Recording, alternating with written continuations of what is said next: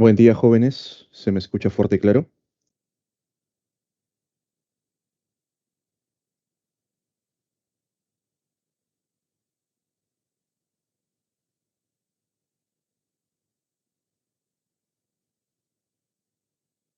Buen día, jóvenes. ¿Me confirman, por favor, si se me escucha fuerte y claro? ¿Todo bien?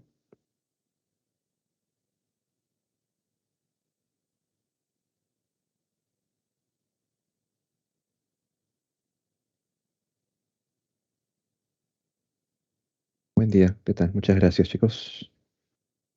Bien, jóvenes. Llegamos a lo que viene a ser la última clase. Bien, en todo este ciclo, bueno, ciclo verano, básicamente. Y para cerrar el tema de biología y también contrastar un poco lo que está ocurriendo hoy en día, aparte de la actualidad de todos nosotros, tenemos que hablar acerca de la contaminación ambiental y el uso que le damos a los recursos naturales. Es bien sabido que el ser humano, bien a medida que se va desarrollando, a medida que las civilizaciones van avanzando, el ser humano hace un uso bien ya poco, con un poco control de los recursos naturales, a tal punto que el ser humano en todo este afán de desarrollo logra contaminar todo aquello con lo que tiene contacto. Nosotros directamente cuando escuchamos la palabra contaminar ya entendemos que se refiere a ensuciar, a corromper, a malograr cierto estado de bienestar, bien, para cambiar o alterarlo completamente. Entonces, el ser humano en toda esta etapa de desarrollo ha contaminado, por ejemplo, lo que viene a ser el aire. El desarrollo industrial, el desarrollo de las nuevas máquinas han producido, por ejemplo, no el efecto invernadero, porque el efecto invernadero es un proceso natural que la Tierra presenta, pero hemos alterado ese proceso, acelerando el ritmo de cambio de temperaturas y provocando el llamado calentamiento de la Tierra. También hemos liberado distintos tipos de gases, los cuales son los que producen la llamada lluvia ácida. Y esta lluvia ácida, cuando cae sobre los cultivos, sobre los cuerpos de agua, cambia el pH, tiende a dañar a los organismos, contaminando suelo, agua y provocando la muerte, bien de seres vivos. Hemos destruido en su momento lo que viene a ser la capa de ozono. Ya actualmente, gracias al protocolo de Montreal, tomamos las medidas adecuadas para poder evitar la liberación de los gases clorofluorocarbonados y gracias a ello, pues el ozono poco a poco se ha recuperado. Hemos contaminado el agua. De manera directa o de manera indirecta, nosotros producimos una gran cantidad de desechos que van a llegar hacia los cuerpos de agua. Ustedes, por ejemplo, para lavar la ropa, para lavar la cara, para darse un baño, utilizan diversos productos de limpieza, detergente, shampoo, jabón. Toda esa agua que va directo al desagüe muchas veces desemboca en un cuerpo de agua, en un río, en un lago, una laguna, alterando las condiciones de vida de esta laguna, la cual puede provocar enfermedades en los seres vivos y a la larga, bien, también puede provocar la muerte de estos seres vivos en unos procesos que conocemos como eutrofización. Hemos logrado contaminar lo que viene a ser los suelos, provocando la muerte de los vegetales, bien, dando lugar a procesos de desertificación. Nosotros acumulamos una gran cantidad de basuras, productos químicos, desechos radiactivos. Hemos generado efectos de desertificación por un sobreexceso tanto de pastoreo como por ejemplo de cultivos. Forzamos tanto el suelo a que nos brinde gran cantidad de plantas, aplicamos pesticidas, fertilizantes, entre otros, y al final pues el suelo ya no puede servir para nuevos cultivos. Y poco a poco una gran cantidad de áreas están quedando, digamos, libres de plantas y el único uso que le dan pues ya que no se puede utilizar para los seres vivos, bien, para construcción. Bien. Señores, todo esto está alterando el clima del planeta. Directamente, esta alteración, bien, mejor dicho, estos cambios, ya se tenía cierta idea de lo que iba a pasar allá por los años 80, se asentó mucho más en los años 90 y a partir del año 2000, por ejemplo, ya se cambió lo que viene a ser la era. Nosotros nos desarrollamos, el ser humano como tal aparece en una era conocida como el Holoceno, pero debido a todo el cambio que ha generado el ser humano en el ambiente, hemos cambiado a una nueva era desde el año 2000, 2001, a una conocida como el Antropoceno, la edad del hombre caracterizado por el cambio climático. A nivel terrestre somos muy conscientes que hemos aumentado los gases contaminantes y estos gases contaminantes están teniendo consecuencias por diversas partes del mundo. Que no se les haga raro que día a día, chicos, hoy más que antes, bien, todos los días nos aparezca un nuevo desastre. En tal país está ocurriendo una avalancha, otro país tiene presencia de sequías, por ahí hay inundaciones y tenemos, digamos, los desastres como que combinados. Por un lado, Bien, tenemos tanto frío que se empieza a llenar de avalanchas, cae una gran cantidad de nieve que tapa muchas ciudades, mientras que por otro lado tenemos zonas desérticas, demasiado calor, explosiones volcánicas que se han hecho más frecuentes. Bien, simplemente en este último año hemos tenido como 5 o 6 activaciones volcánicas muy importantes, bosques que se paran incendiando por altas temperaturas, bien una madera muy seca que rápidamente puede combustionar, y también los temas de inundaciones, como por ejemplo lo que está pasando ahora en Brasil en estas últimas semanas, están padeciendo de fuertes inundaciones en sí. Todo esto, chicos, es consecuencia directa del ser humano, no es nada, digamos, son eventos naturales, correcto, pero el ser humano ha hecho que estos eventos sean más propensos de poder pasar. Bien. Entonces, jóvenes, muy aparte de lo que viene a ser el aire, el agua y el suelo, que son cosas con lo que nosotros tenemos un contacto más directo, por ejemplo, la carrera espacial que tiene el ser humano para poner una gran cantidad de satélites y otros objetos en órbita también ha generado contaminación. Quizás más adelante, en los próximos años, se estudie cuáles son las implicancias de estos nuevos contaminantes. Muchos pueden observar, por ejemplo, durante las noches un cielo despejado, quizás por ahí las estrellas, pero muchos de ellos realmente no son estrellas, son residuos de satélites que ya no están funcionando, basura que se ha dejado en el espacio, pues que el ser humano simplemente no lo recoge por temas de costos. ¿Qué nos pasará más adelante cuando podamos llegar a otros planetas? Quizás llevemos esta misma contaminación a nuevos lugares. Bien, entonces jóvenes, empecemos por la parte del aire, la parte atmosférica, efecto invernadero y calentamiento global. Como te mencioné, el efecto invernadero es un efecto natural. La Tierra ya presentaba el efecto invernadero desde mucho antes de la existencia del ser humano, ya que en su atmósfera tiene la composición de los llamados gases de efecto invernadero, los cuales mantienen una temperatura estable, una temperatura óptima para el desarrollo de la vida. Estos gases de efecto invernadero vienen a ser cuatro principales. Tenemos, aquí no está señalado, tenemos al vapor de agua, también es un gas de efecto invernadero por si acaso, el vapor de agua bajo la forma de gas, el CO2 o dióxido de carbono, que es uno de los más conocidos, el metano, que es 4 veces más peligroso que el CO2, y los compuestos nitrogenados, entre otros. Bien, el óxido nitroso, el NO2, el NO3, hay, todos ellos. Bien. Entonces, estos son los cuatro principales gases de efecto invernadero: vapor de agua, CO2, metano y compuestos nitrogenados. ¿Qué ocurre con estos gases cuando reciben calor? En colegio, quizás a niveles de primaria, a niveles de secundaria, se coloca como en el efecto invernadero la presencia de una capita, como si fuese un espejo, donde llega la radiación solar, rebota en la superficie de la Tierra, llega a esa capa, vuelve a rebotar y así. En temas universitarios, señores, esto no es de todo el cierto. Bien, quizás sea un poco más didáctico para entender, pero lo que realmente ocurre que cuando los rayos solares llegan a la Tierra, la radiación infrarroja rebota. Eso es correcto, sale de la superficie terrestre. Bien, a eso se le conoce como el albedo, la capacidad de refracción que tiene la superficie terrestre. Las superficies blancas tienen mayor albedo, rebotan mucha mayor energía, y las superficies oscuras absorben mayor energía, mayor calor. Bien, al momento que rebota esta energía térmica, estas moléculas atrapan dicha energía y empiezan a vibrar, empiezan a moverse una contra otra. Esta vibración permite que el calor se mantenga en la atmósfera, haciendo que el planeta se caliente mucho más rápido. A mayor concentración de estos gases de efecto invernadero, la temperatura en la atmósfera empieza a aumentar. Y esto quizás lo han sentido de una manera, digamos, si han viajado entre la sierra o la selva. Ahí, por ejemplo, nosotros tenemos diferencias en cuanto a la concentración del vapor de agua.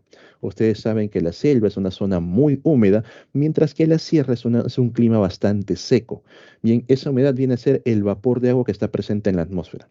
Cuando viajan a la selva, bien apenas bajan del avión, bajan del bus que estén con aire acondicionado, van a sentir un choque de calor, van a ver cómo la mano se siente una humedad, y cuando está presente el sol, ustedes se ponen debajo del sol, tienen bastante calor, se ponen en sombra, el calor no disminuye, la temperatura es casi igual, gracias a la presencia de este gas, del vapor de agua. El calor se puede distribuir de manera pareja porque la molécula se encuentra en vibración y pasa esa vibración a otra molécula y así mantiene el calor en la atmósfera. En cambio, cuando viajan a la sierra, una zona de altura, un clima seco, al momento que se ponen bajo el sol, ahí se empiezan a calentar porque directamente su propio cuerpo está recibiendo el calor, pero si se colocan en sombra se empiezan a congelar, se empiezan a enfriar, ya que no hay moléculas de vapor de agua que puedan mantener este calor en la atmósfera. Por eso que ustedes sienten ese cambio brusco en los climas secos. Esa es una demostración de lo que ocurre con estos gases de efecto invernadero para retener el calor en la atmósfera. ¿Y cómo empieza todo este proceso para convertir el efecto invernadero en el llamado calentamiento global? Inicia directamente, se conoce con la revolución industrial, cuando el ser humano diseñó estos nuevos aparatos, las llamadas máquinas a vapor, las cuales mediante la presión de agua podían mover turbinas, podían mover maquinaria, pues inició una era nueva en las que utilizábamos los combustibles llamados fósiles, el carbón, el petróleo, el gas natural, para poder calentar agua hasta el punto de ebullición, generar altas presiones y activar toda la maquinaria. Fue tan revolucionario este método que reemplazó rápidamente a otro tipo de obtención de energía antes de ello. Profe, ¿qué había antes de eso? Utilizaban la energía hidráulica, bien grandes molinos, grandes ruedas en los ríos que permitían activar las maquinarias. Pero bueno, llegó la revolución industrial, inició todo este proceso y junto con ello vamos a ver que ocurre una alta liberación de gases de efecto invernadero a la atmósfera. Dos principales, el vapor de agua y el dióxido de carbono, producto de la combustión. ¿Por qué no se habla mucho del vapor de agua y se enfatiza más en el CO2? Bien, básicamente se sataniza el CO2 como el responsable directo del efecto del cambio climático. Eso se debe a que el vapor de agua es un gas de efecto invernadero que se autorregula. Al momento que tenemos demasiado vapor de agua, el propio vapor de agua empieza a precipitar y disminuye. ¿Cómo así? Por ejemplo, estamos en un día muy caluroso, bien, hace demasiado calor, entonces las superficies oceánicas empiezan a calentarse y rápidamente el agua líquida pasa al estado de gas, se convierte en vapor de agua. Sigue aumentando la temperatura, hay más vapor de agua, pero ya ahora es tanto el vapor de agua que empiezan a formarse nubes.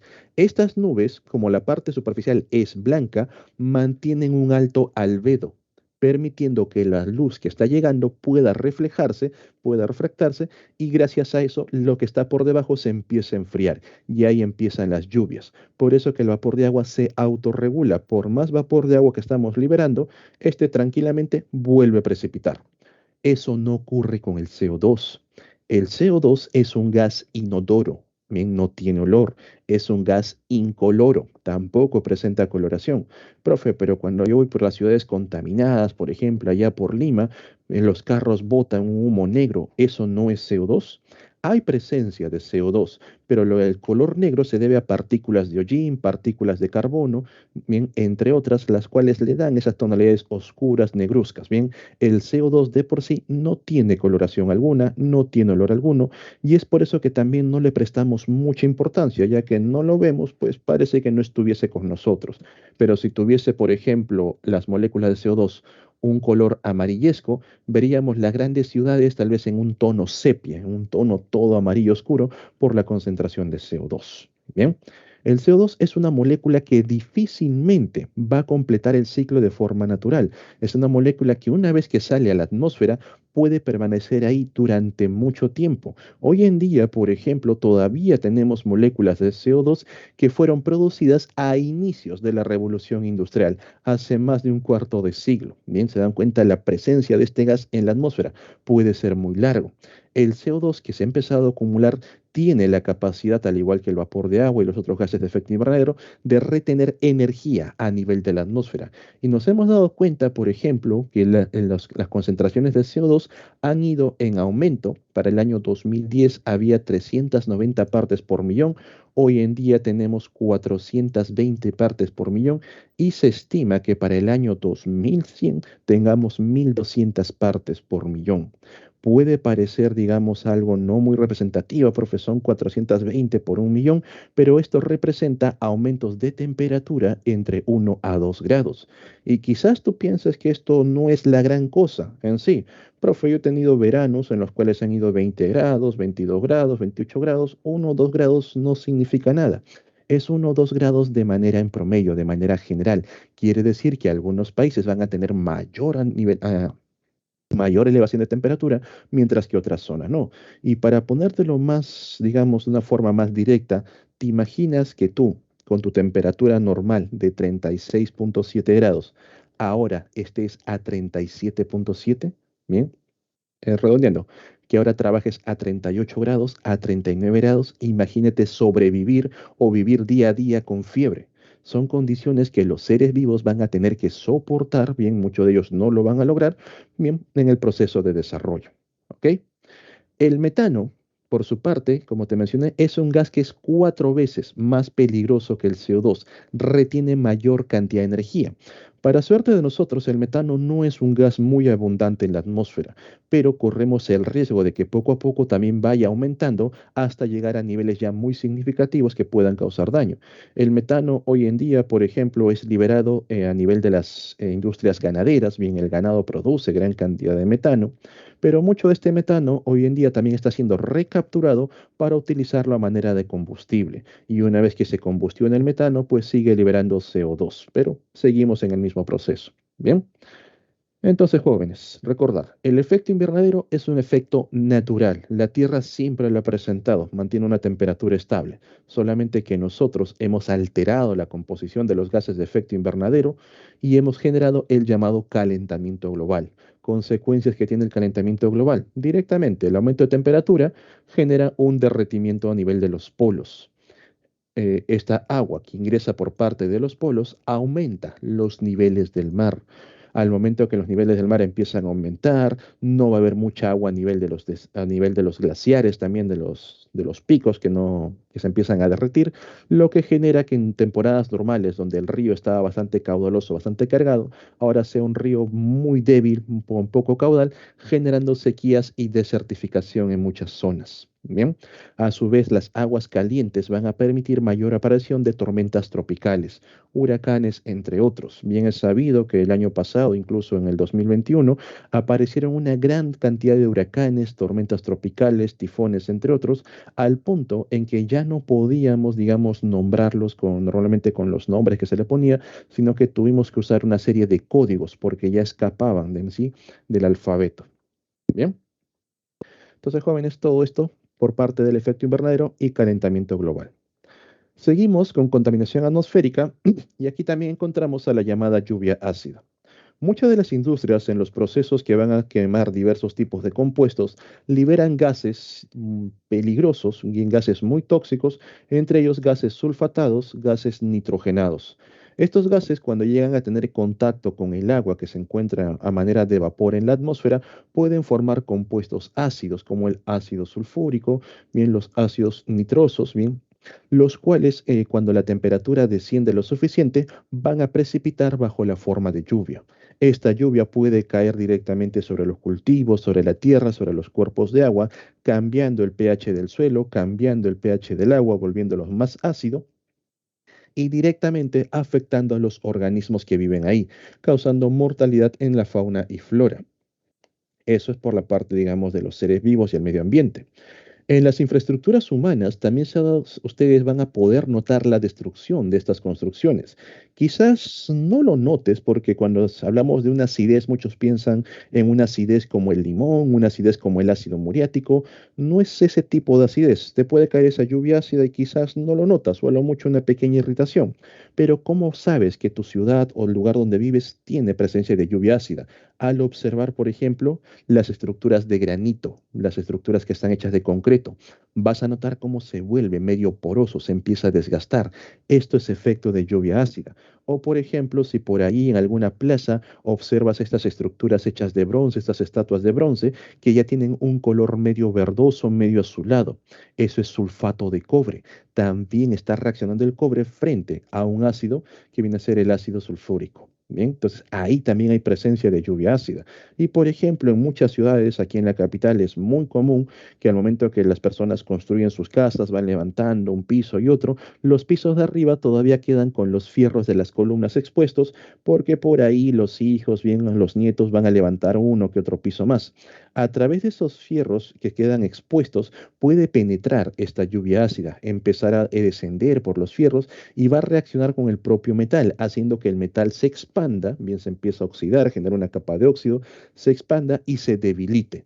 Lo que a la larga pues llevaría a que si nosotros por ahí tenemos algún movimiento sísmico muy significativo, un temblor de grado 7, grado 8, muchos de estos edificios van a colapsar. Entonces, jóvenes, estar atentos si ustedes en el lugar donde viven, en la zona donde residen, hay presencia de estas lluvias ácidas.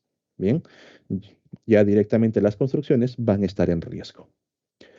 Por último, vamos a mencionar a la destrucción de la capa de ozono. Aquí también hay que hacer un hincapié, una diferencia en cuanto a colegio y en cuanto a universidad. Cuando hablaban acerca de los agujeros en la capa de ozono, quizás en colegios se los describieron de manera muy directa, como que había un hueco en la capa de ozono, lo cual no es correcto. El ozono es un gas, ¿bien?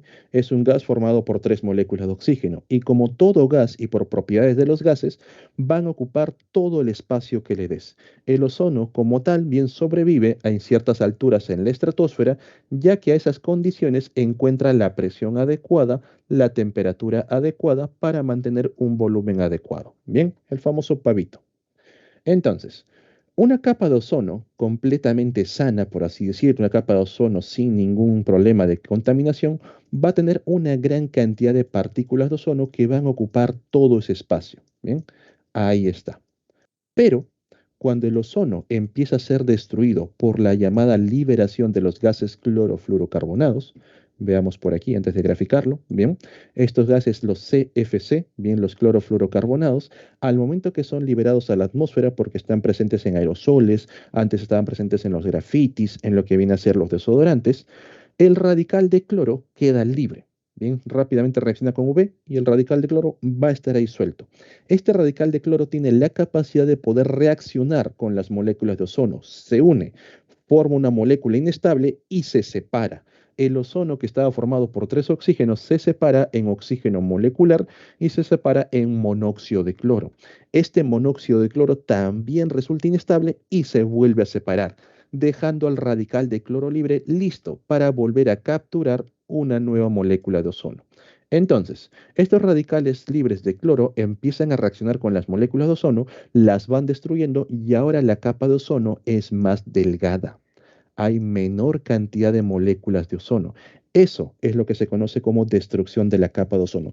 No es un hueco que de manera literal, por si acaso, sino que hay menor cantidad de moléculas que cuando tú lo observas parece una zona más traslúcida. Bien, asemeja como si fuese un hueco. ¿Y qué consecuencia tiene? El ozono es una molécula que puede reflejar lo que viene a ser la radiación ultravioleta.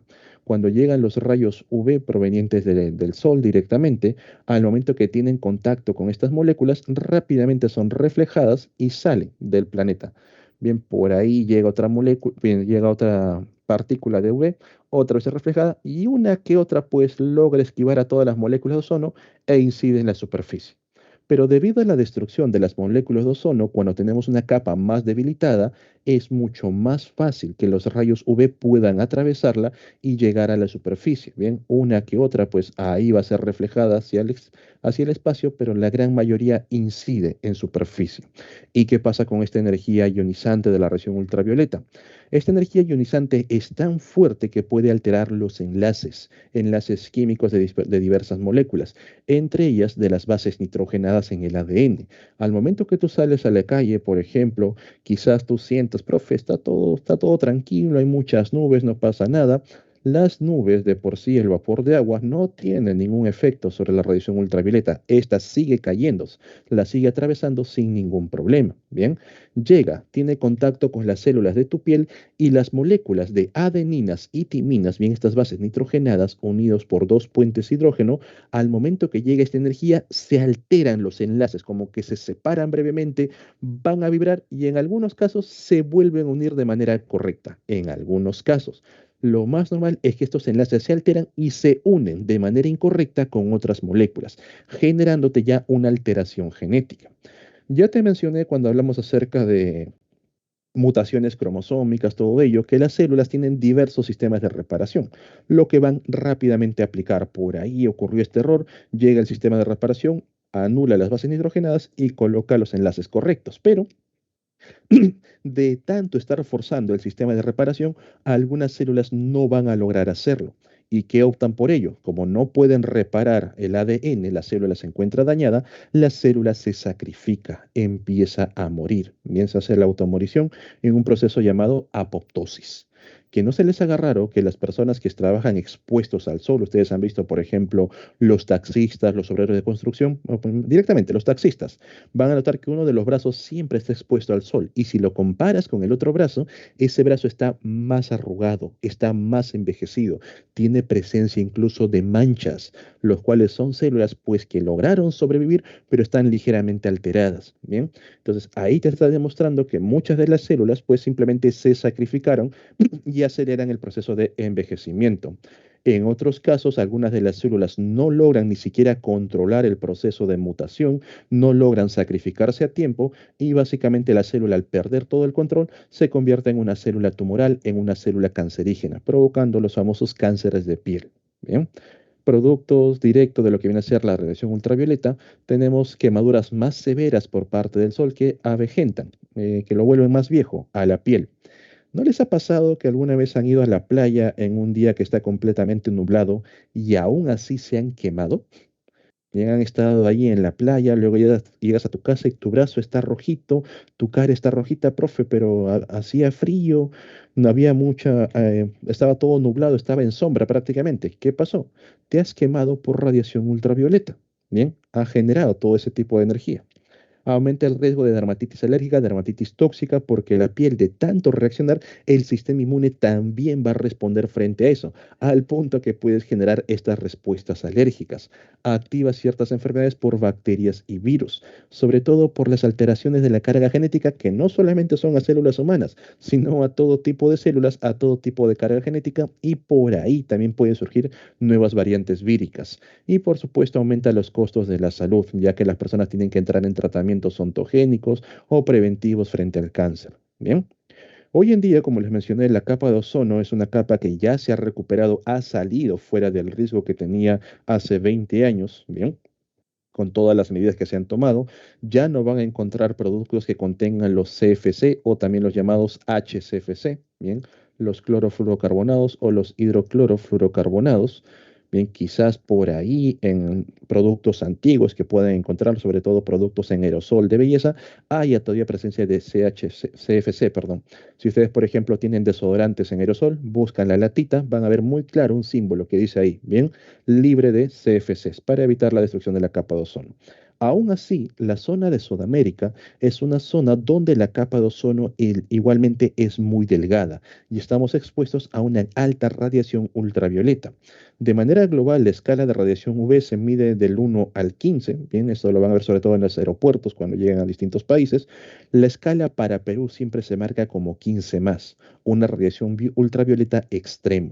Entonces, jóvenes, no se expongan mucho a la luz directa, pero traten de permanecer en sombra, traten de permanecer bajo concreto, que también ayuda a absorber radiación ultravioleta, y si van a estar saliendo por ahí de un punto a otro, pónganse el bloqueador solar. Quizás le moleste un poco la textura grasosa que todo ello tiene, pero créeme que es más molesto hacer colas en el salud esperando ser atendido por temas cancerígenos, por temas oncológicos a temprana edad. Bien.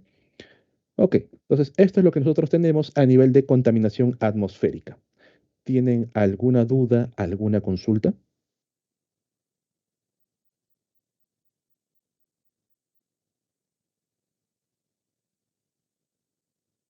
¿Todo bien? Ok, pasamos de la atmósfera a lo que viene a ser la parte del agua. Quizás ustedes, bien, supongo que ya la gran mayoría son del año 2000 para adelante, son bastante jóvenes en sí. ¿No han visto o no han gozado cerca de ríos naturales o ríos en estados todavía prístinos, bien, no contaminados? Quizás hoy en día se viven en grandes ciudades, ciudades muy pobladas, bien, es muy común que los ríos cercanos, los lagos o las lagunas tengan un olor fétido, tengan colores negruzcos e incluso tengan tonalidades verdosas que podría llamarte la atención, profe, que hay mucha vida por ahí, pero realmente se trata de aguas contaminadas. Todos estos cuerpos de agua han sufrido una contaminación hídrica conocida como eutrofización. Hace no más de 20, 30 años, muchos de estos cuerpos de agua se encontraban de manera natural, debido a que el impacto de la población todavía era mínimo. Un cuerpo de agua en estado natural va a presentar tanto plantas en la superficie, bien, la presencia de algas, plantas en sí, y también plantas en los fondos. ¿Y cómo es que estas plantas de los fondos pueden vivir? Ya que la luz puede penetrar. No tiene ningún problema en poder llegar hasta los fondos. Al momento que la luz llega a los fondos, estas plantas de fondo pueden realizar fotosíntesis, pueden sobrevivir y producto de la fotosíntesis van liberando moléculas de oxígeno, lo que permite oxigenar el agua. Gracias a esta liberación de moléculas de oxígeno, los organismos, los animales pueden vivir hacia la superficie, en la parte media, en las profundidades. Por supuesto que estos organismos se van a comer entre sí, muchos restos van a caer en el fondo y ahí también vamos a encontrar bacterias que gracias también a la presencia de oxígeno pueden descomponer estos restos en moléculas no tan dañinas, no tan tóxicas, bacterias oxigénicas. Bien, entonces hasta ahí todo normal, es un ambiente completamente natural. ¿Cómo inicia un proceso de eutrofización? Cuando llega el ser humano y empieza a poblar las zonas cercanas a los cuerpos de agua, el ser humano genera una gran cantidad de desechos. Ustedes, por ejemplo, de manera personal, a la semana, ¿cuántas veces lavan ropa? A la semana, ¿cuántas veces usan, por ejemplo, detergente, usan jabón, bien, para poder lavarse ustedes, lavar la ropa? Todos esos compuestos de una u otra manera están llegando a los cuerpos de agua. Bien, profe, coloqué mi lavadora, le eché un poquito de detergente, generaste espuma, la basa, se enjuagó normal, pero todo ese desecho pasa al desagüe y posiblemente desemboque en un río, desemboque en el lago o directamente en los océanos. Estos desechos en sí son aporte de nutrientes, son compuestos que son ricos tanto en nitrógeno como en fósforo. Y ya en la clase anterior, cuando vimos ciclos biogeoquímicos, les mencioné que el fósforo, sobre todo, es un limitante para las plantas. A las plantas les encanta mucho el fósforo. Entonces, cuando llegan estos aportes de nitrógeno y fósforo a los cuerpos de agua, las plantas, sobre todo las superficiales, son las que más lo aprovechan. Ellos tienen contacto directo. Bien, rápidamente capturan el nitrógeno y el fósforo y empiezan a crecer sin control. Producción de fitoplancton, algas y plantas. Bien, van a crecer sin control. Van a generar una capa en la parte superficial, una capa de plantas o una capa verdosa que parece una mucosidad, que la ven por aquí. A esto se le conoce como un bloom algal. Un bloom. ¿Eh? Esta capa de algas que se va generando sin control va a impedir que la luz pueda penetrar. Mucha de la luz queda de manera superficial, no logra llegar a mucha profundidad, ya que aumenta la turbidez del agua. Al no llegar a las partes profundas, las plantas de fondo simplemente no están, no se pueden desarrollar. Entonces disminuye la penetración solar, mueren las plantas que se encuentran al fondo y al no haber plantas de fondo no liberan oxígeno, con lo cual el oxígeno disuelto en el agua empieza a disminuir. Los organismos ya no pueden sobrevivir a ciertas profundidades porque no hay suficiente oxígeno, van hacia la parte superficial, pero son tantos que inicia una competencia muy fuerte donde muchos de ellos pues no van a lograr sobrevivir, se altera toda la cadena trófica, se altera todo el ciclo del ecosistema, todos estos organismos que poco a poco van muriendo van a los fondos y ahí las bacterias inician la descomposición de esta materia. Bien, mueren los organismos, se descompone la materia orgánica, pero no de una manera, digamos, natural, porque en esta primera parte había bacterias oxigénicas, bacterias que utilizaban el oxígeno para descomponer la materia. En este caso, al no haber presencia de oxígeno, encontramos bacterias anoxigénicas, las cuales pueden producir sulfuros, pueden producir metano, entre otros gases que siguen contaminando los cuerpos de agua. Nos damos cuenta cómo es que un simple aporte de nutrientes, bien de lo que viene a ser nitrógeno y fósforo, desencadena todo este cambio y toda esta alteración en los cuerpos de agua, cambiando de un ambiente natural a un ambiente eutrofizado. ¿Sí? Y esto, chicos, es algo que van a ver en los ríos, en los lagos, lagunas, en las playas cerca a las ciudades. Van a notar esta coloración verdosa, estos malos olores, no sé si han sentido ese olor de huevo podrido, que son compuestos sulfurados propios de las bacterias que están ahí presentes, que al no tener oxígeno, pues recurren a otros procesos químicos. Bien, ¿qué hacer frente a ello? Pues de manera general tendría que haber un mejor tratamiento de las aguas residuales que se producen en las ciudades. No tienen que desembocar directamente en los ríos, en los lagos, sino que previamente tienen que ser tratadas, regresadas a condiciones normales para luego ya pues mandarlo directamente a los ríos y lagos, evitando este ingreso sin control de los nutrientes. A muchos quizás les pueda parecer que aquí hay mayor cantidad de vida, pero a la larga estas algas son tantas que generan una competencia muy fuerte también entre sí y todas terminan muriendo, con lo que al final obtenemos cuerpos de agua completamente cristalinos, completamente transparentes, libres de vida. Quizás a lo mucho haya bacterias que han logrado sobrevivir. Te puede parecer un cuerpo no contaminado, un cuerpo natural, pero realmente no lo es. Y ten mucho cuidado cuando estás de viaje, estás por ahí en alguna provincia, si tú observas agua completamente translúcida, bien, donde no hay nada, ni siquiera hay plantas alrededor, no la bebas.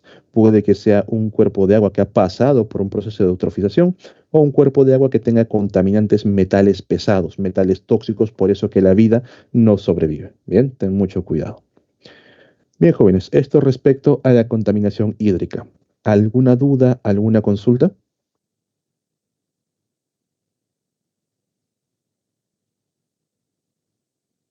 ¿Todo bien?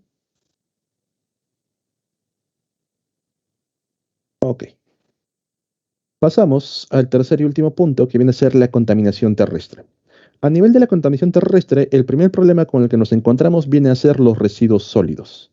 Las grandes ciudades, la gran concentración de población va a generar una gran cantidad de basura, la cual muchas veces no es tratada correctamente y termina acumulándose en las calles. Esto puede llevar de primera mano a que muchas personas se empiecen a enfermar, debido a que en la basura pueden propagarse gran cantidad de bacterias, gran cantidad de protozoos, huevos de otros organismos, bien que poco a poco van llegando a los seres humanos.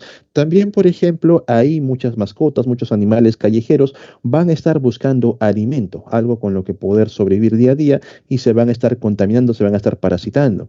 Profe, pero mi perro come todo lo que le doy en casa, así que no es mi problema. Pero tu perro cuando sale a la calle juega con los otros perros, con perros de la calle, con perros que quizás no tienen el mismo control que el tuyo, no están desparasitados como el tuyo y también logran contaminarse de esa manera. Entonces, de una u otra forma, también te incluye a ti este problema de los residuos sólidos. A su vez, por ejemplo, la acumulación, o mejor dicho, cuando se recoge estos residuos sólidos y se acumulan en los centros de tratamiento, en estas plantas para tratar residuos sólidos, las plantas resultan muchas veces ineficientes, al punto bien, en que la basura directamente es quemada, va a ser incinerada para únicamente obtener las cenizas y pues tratar de poder aprovechar estas cenizas en los cultivos. Pero ya saben que por la quema de todo ese tipo de componentes, una gran cantidad de sustancias tóxicas regresa a la atmósfera y genera otro tipo de contaminación. Bien.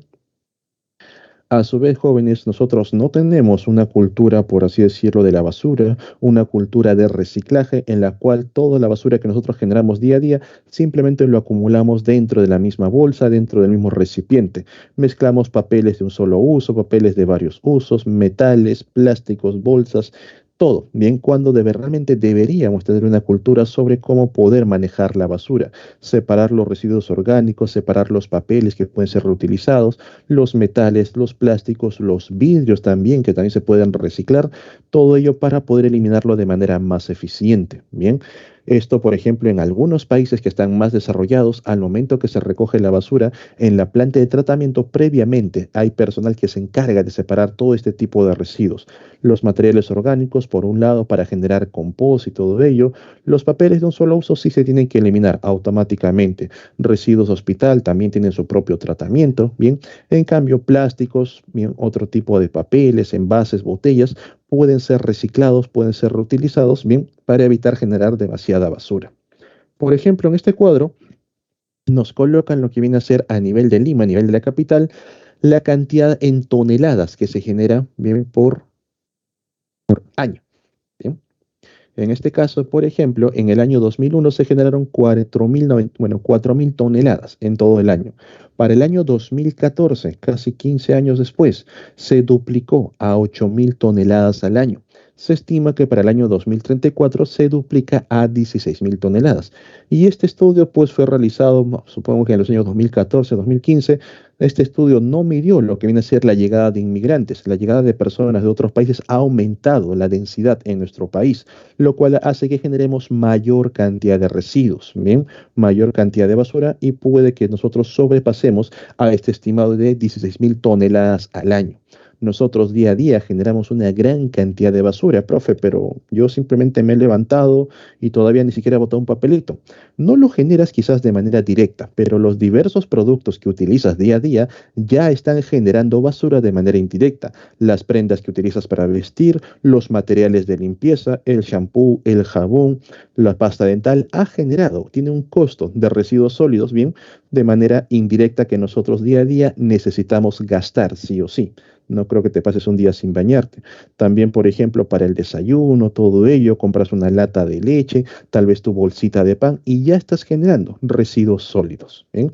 Entonces, jóvenes, no se trata de dejar de utilizar, no se trata tal vez de que ya, profe, no uso nada, bien me vuelvo completamente al natural, sino se trata de saber botar la basura, saber reutilizar, saber reciclar estos compuestos sólidos. Otro problema que también surge a nivel de la contaminación terrestre viene a ser los herbicidas y plaguicidas. Y esto es muy importante porque muchas personas ignoran que este tipo de contaminación también participan los llamados fármacos. ¿Bien? Y ahora vas a entender por qué. Empecemos con herbicidas y plaguicidas. Debido a las necesidades que tiene el ser humano para producir mejores cultivos, cultivos mucho más rápidos, mucho más sanos, evitar las plagas, evitar la mortalidad, usan una gran cantidad de componentes químicos, los famosos pesticidas, los cuales en parte van a ser absorbidos por los cultivos, bien, y cuando tú te vas a cocinar tus alimentos, ya está llegando parte de estos pesticidas a tu cuerpo. También muchos de los pesticidas caen en los suelos y empiezan a ser absorbidos bien por los suelos y también las aguas que están por debajo. Aquí ocurre una degradación por parte de las bacterias que van a tratar de transformar estos herbicidas o pesticidas y pueden generar nuevos compuestos que también en algunos casos resultan tóxicos y ya están por debajo del suelo. A su vez, estos herbicidas y plaguicidas muchas veces no son específicos, matando a su paso a organismos que no deberían, como el caso, por ejemplo, de las mariquitas, las cuales no hacen daño a las plantas, al contrario, son grandes controladores. Las mariquitas mantienen a raya los pulgones, que sí hacen daño a las plantas, o matando, por ejemplo, a las abejas, las cuales sirven para poder polinizar los cultivos. Bien, entonces por ahí también ya estás generando daño al medio ambiente. Cuando estos compuestos llegan por debajo del suelo, por ahí encontramos agua que fluye, la llamada escorrentía, y por filtración llega finalmente a los cuerpos de agua. Bien, estos plaguicidas, herbicidas pueden también llegar a los ríos y los ríos finalmente desembocan en un lago, laguna o en los océanos. ¿Y qué vamos a encontrar aquí en estos cuerpos de agua? Vamos a encontrar organismos filtradores. Estos organismos que se encargan de filtrar las partículas de agua en busca de fitoplancton también van a filtrar estas partículas peligrosas, estos herbicidas, estos plaguicidas, asimilándolos como parte de su cuerpo. Muchos organismos, cuando no tienen la capacidad de poder eliminar una toxina, bien, esta toxina simplemente queda como parte del tejido, principalmente el tejido muscular. En el caso que tengan tejido adiposo, también puede quedar rodeado por tejido adiposo, pero en los cuerpos de agua difícil encontrar grasas, sobre todo encuentras músculo. El filtrador, un chorito, una valvita, ya tiene presencia de plaguicidas. Viene un carnívoro, se come ese chorito, ahora el carnívoro tiene presencia de plaguicidas. Viene otro pez más grande y así va pasando de un organismo a otro esta concentración de plaguicidas. A esto se le conoce como la biomagnificación. Bien, pasa de un organismo a otro. ¿Y qué ocurre finalmente, por ejemplo, con los más grandes que vienen a ser los peces? Nosotros día a día consumimos de manera directa o indirecta los peces. Quizás tú puedes decir, profe, entonces dejo de comer peces, ya no como nada que provenga del mar, no como atún, no como pescado, ni choritos, ni cangrejo, ni nada. Eso no te salva, ya que de lo que se captura, ni en la cantidad de peces que se captura, solamente el 10% va a consumo humano directo, como enlatado, como alimento directo. El 90% se convierte en aceite y en harina de pescado. Y esa harina de pescado lo utilizan para alimentar aves de corral, alimentar animales de granja. En esta harina de pescado puede haber presencia también de los herbicidas, de los contaminantes, los cuales ahora van a estar presentes en el pollo, en la res, en el porcino y finalmente van a llegar a tu plato. Bien. Y si por ahí tú piensas, profe, bueno, entonces tampoco consumo carne, me vuelvo completamente vegano. Ya sabes que muchas plantas son cultivadas con herbicidas y plaguicidas. No, no, profe, yo voy a buscar plantas que sean cultivados al natural, con estiércol, con fertilizantes naturales.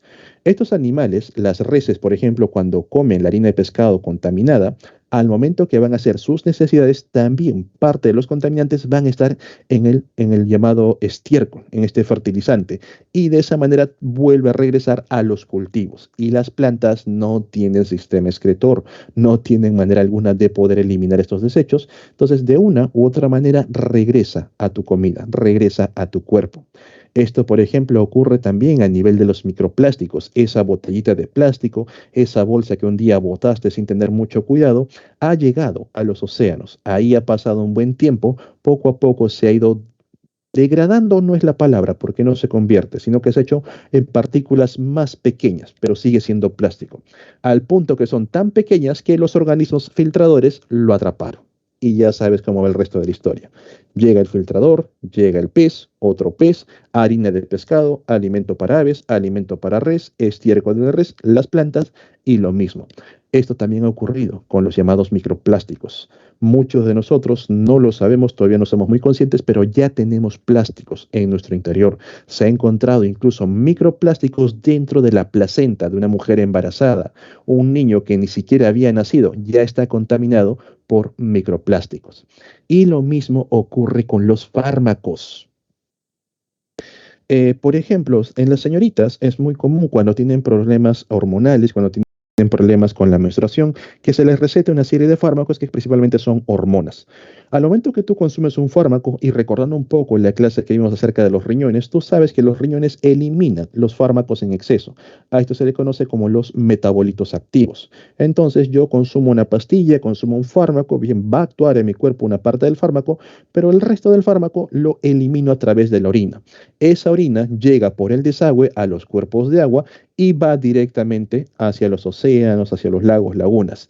Y otra vez se reinicia todo el ciclo. Llegan los filtradores, atrapan estos metabolitos, pasa a un pez, pasa a otro y regresa a tu plato. Y la persona está reabsorbiendo metabolitos que quizás no necesite. Imagínate que ustedes, varones, estén consumiendo hormonas que están recetadas para problemas de menstruación, para problemas de ovarios poliquísticos. Bien, las mujeres tampoco se salvan porque cuando ustedes consumen este tipo de hormonas en dosis no adecuadas, puede alterar su ciclo que estaba de manera normal. Otro proceso, por ejemplo, que también da miedo son estas personas que utilizan estos fármacos, por ejemplo, para problemas neuronales, las benzapinas, ¿bien? Las dopaminas, el diazepam, todo ello. Su cuerpo sigue eliminando los metabolitos que no ha utilizado, llegan a los cuerpos de aguas y regresa a una persona sana que realmente no lo necesita, pero poco a poco su cuerpo lo está acumulando. Bien, entonces tenemos un gran problema en cuanto a la contaminación terrestre con el uso de estos productos químicos, ya que no hay un control adecuado de cuánto estos productos químicos van a estar presentes en el ambiente. Muchos de ellos difícilmente se van a degradar, se van a evaporar o van a cambiar a otro compuesto no dañino. Bien, y sí o sí, pues va a regresar a tu plato, va a regresar a tu cuerpo. El ser humano, de manera indirecta, se contamina a sí mismo. Por último, tenemos los llamados metales pesados y radiactivos. Estos metales pesados o radiactivos están presentes en los suelos de forma natural, pero muchas veces están, digamos, a niveles muy profundos, donde los seres vivos casi no tienen contacto. Pero por efectos de lo que viene a ser la minería, por efectos industriales, sacamos estas tierras de profundidad ricos en otros metales de interés y utilizamos agua, por ejemplo, para poder lavar estas tierras, separar los metales que queremos de los metales que no queremos y estas aguas residuales, si no reciben el tratamiento adecuado, muchas empresas sin escrúpulos lo regresan directamente al río o al lago de donde lo han sacado. Es ahí donde tú observas la presencia de unos colores cobrizos, unos colores de óxido en el borde de los ríos o en los suelos donde ha pasado este tipo de agua. Ten mucho cuidado con estas aguas, señores. Por ejemplo, de manera personal, yo he visto cuando he viajado hacia lo que viene a ser el Huascarán, bien hacia la reserva, que justo el bus de turismo hizo una pausa en una zona donde había un montón de puyas y ahí había una, como una especie de manantial. Bien, algo que observé directamente es que las piedras que estaban rodeando el manantial y muy aparte de las plantas tenían ese color cobrizo en la superficie que no es natural.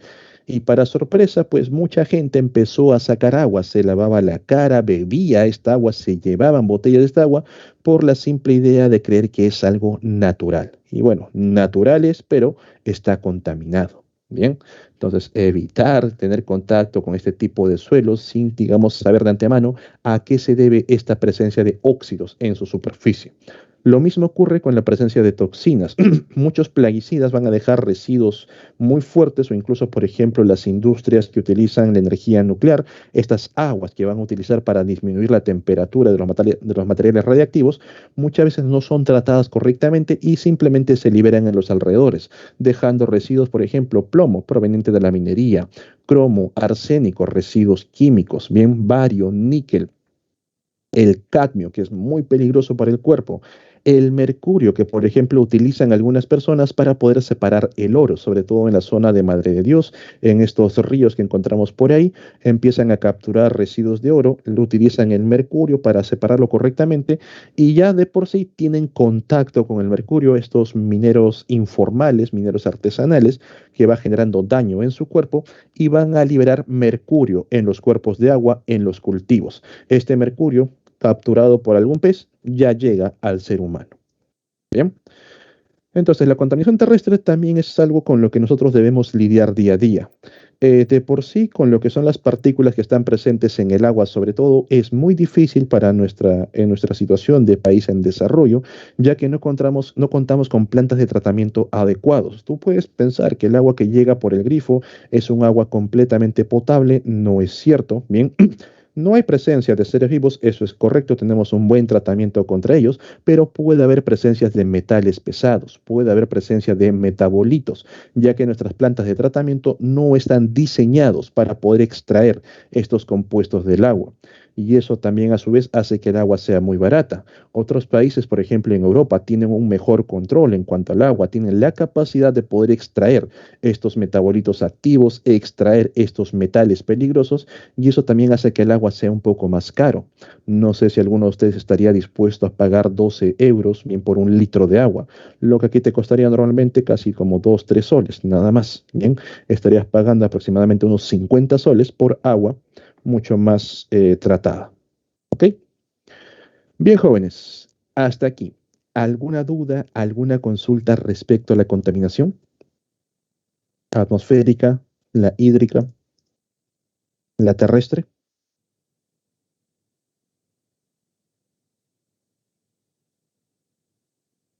¿Todo bien? Profe, Adelante. profe, ¿de alguna manera el aumento de la temperatura puede afectar el desplazamiento de placas tectónicas, algo así? No, los aumentos de temperatura no tienen efecto directo sobre las placas tectónicas. Estas son completamente indiferentes a todo ello. Bien, la placa tectónica de por sí tiene efecto directo con lo que viene a ser bueno, la llamada tectónica de placas, que viene a ser el movimiento que tiene el manto interno de la Tierra. Y lo que sí podría afectar, pero no viene en la admisión, simplemente te lo digo como cultura general, tiene que ver con la radiación solar, los llamados neutrinos, que son unas moléculas que están siendo estudiadas, las cuales pueden, digamos, acelerar los movimientos en el centro de la Tierra. Y como la corteza es una fina capa, pues se ve influenciada por estos movimientos. Pero el calentamiento global no tiene ese efecto, para nada. Bien, Ok, profe, gracias. ok, chicos. Bien, entonces continuamos. De manera general, ya les he explicado un poco lo que viene a ser el cambio climático, pero hay que evaluar bien lo que vienen a ser las consecuencias. Consecuencia número uno, aumento del nivel del mar. Ustedes saben que el planeta Tierra tiene presente dos polos, ¿cierto? El polo norte, el polo sur. En el polo norte se encuentra el llamado Ártico y en el polo sur el Antártico. La pregunta es, no es para examen, pero es cultura general, ¿cuál de los polos, al momento que se derrite, aumenta el nivel del mar? ¿O lo hacen ambos?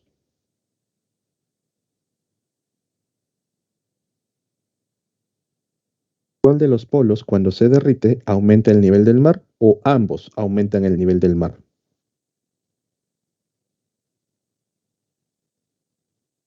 ¿Qué dice?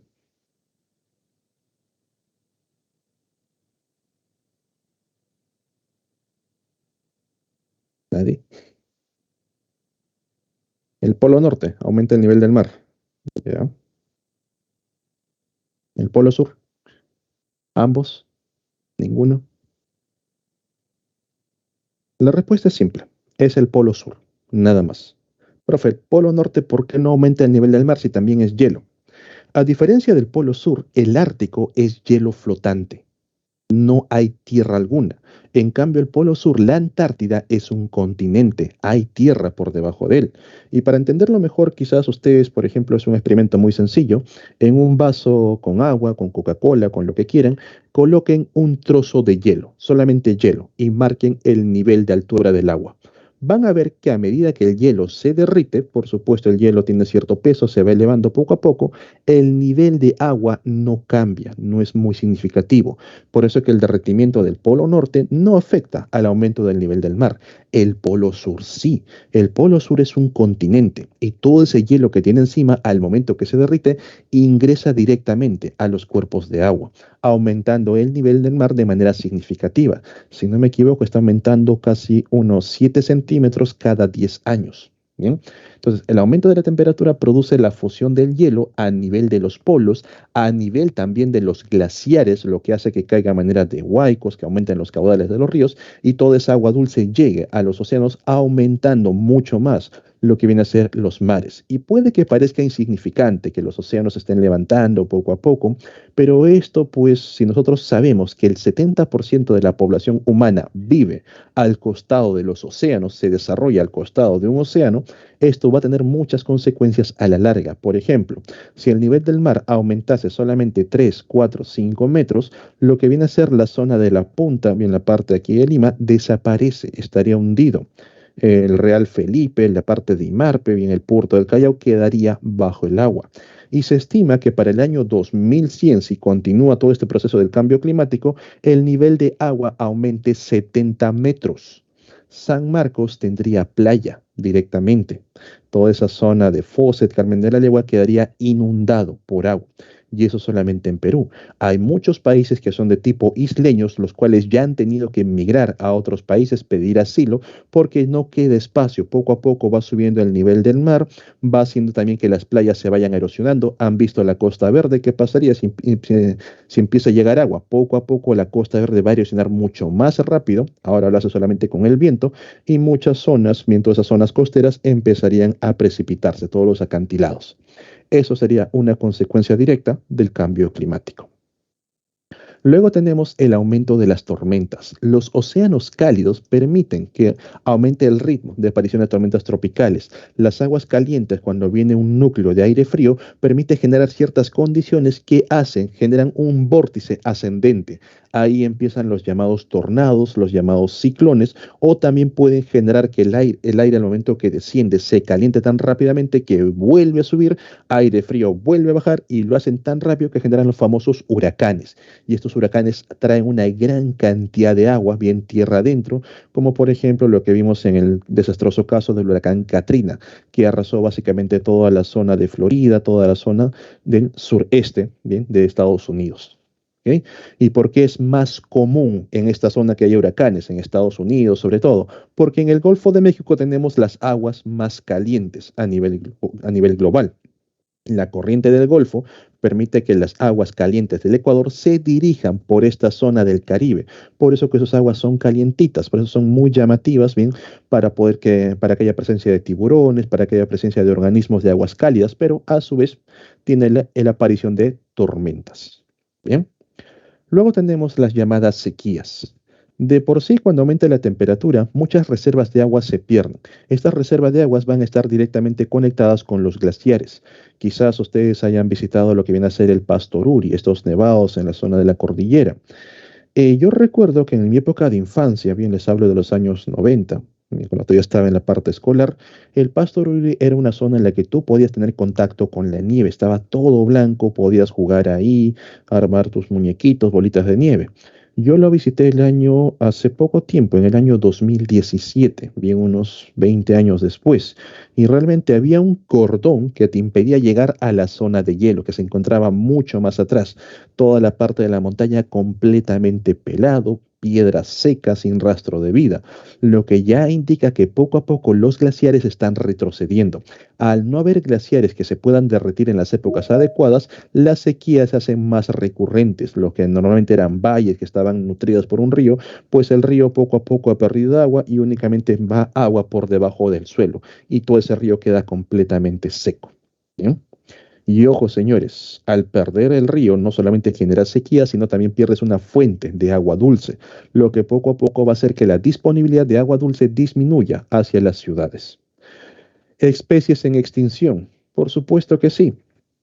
Los aumentos del nivel del mar está haciendo que muchas especies tengan que emigrar a otros puntos. Las tormentas está barriendo con especies marinas, sobre todo con los arrecifes de coral que tienden a frenar estas tormentas y quedan destruidos. Bien, normalmente la zona de arrecifes bloqueaba el ingreso de tormentas, el arrecife básicamente impactaba cara a cara con la tormenta, quedaba destruido, pero hasta que apareciese una nueva tormenta, el arrecife se recuperaba. Hoy en día, como las tormentas son cada vez más frecuentes, el arrecife no tiene la oportunidad de poder recuperarse y cada vez se destruye más y más. Bien, las sequías por su parte eliminan la parte vegetal y si no hay parte vegetal, caen los herbívoros, caen los carnívoros y toda la cadena trófica cae junto con ellos. Bien, entonces tenemos procesos de desertificación, pérdidas de hábitat, cambios en la temperatura que han puesto en riesgo a muchas especies.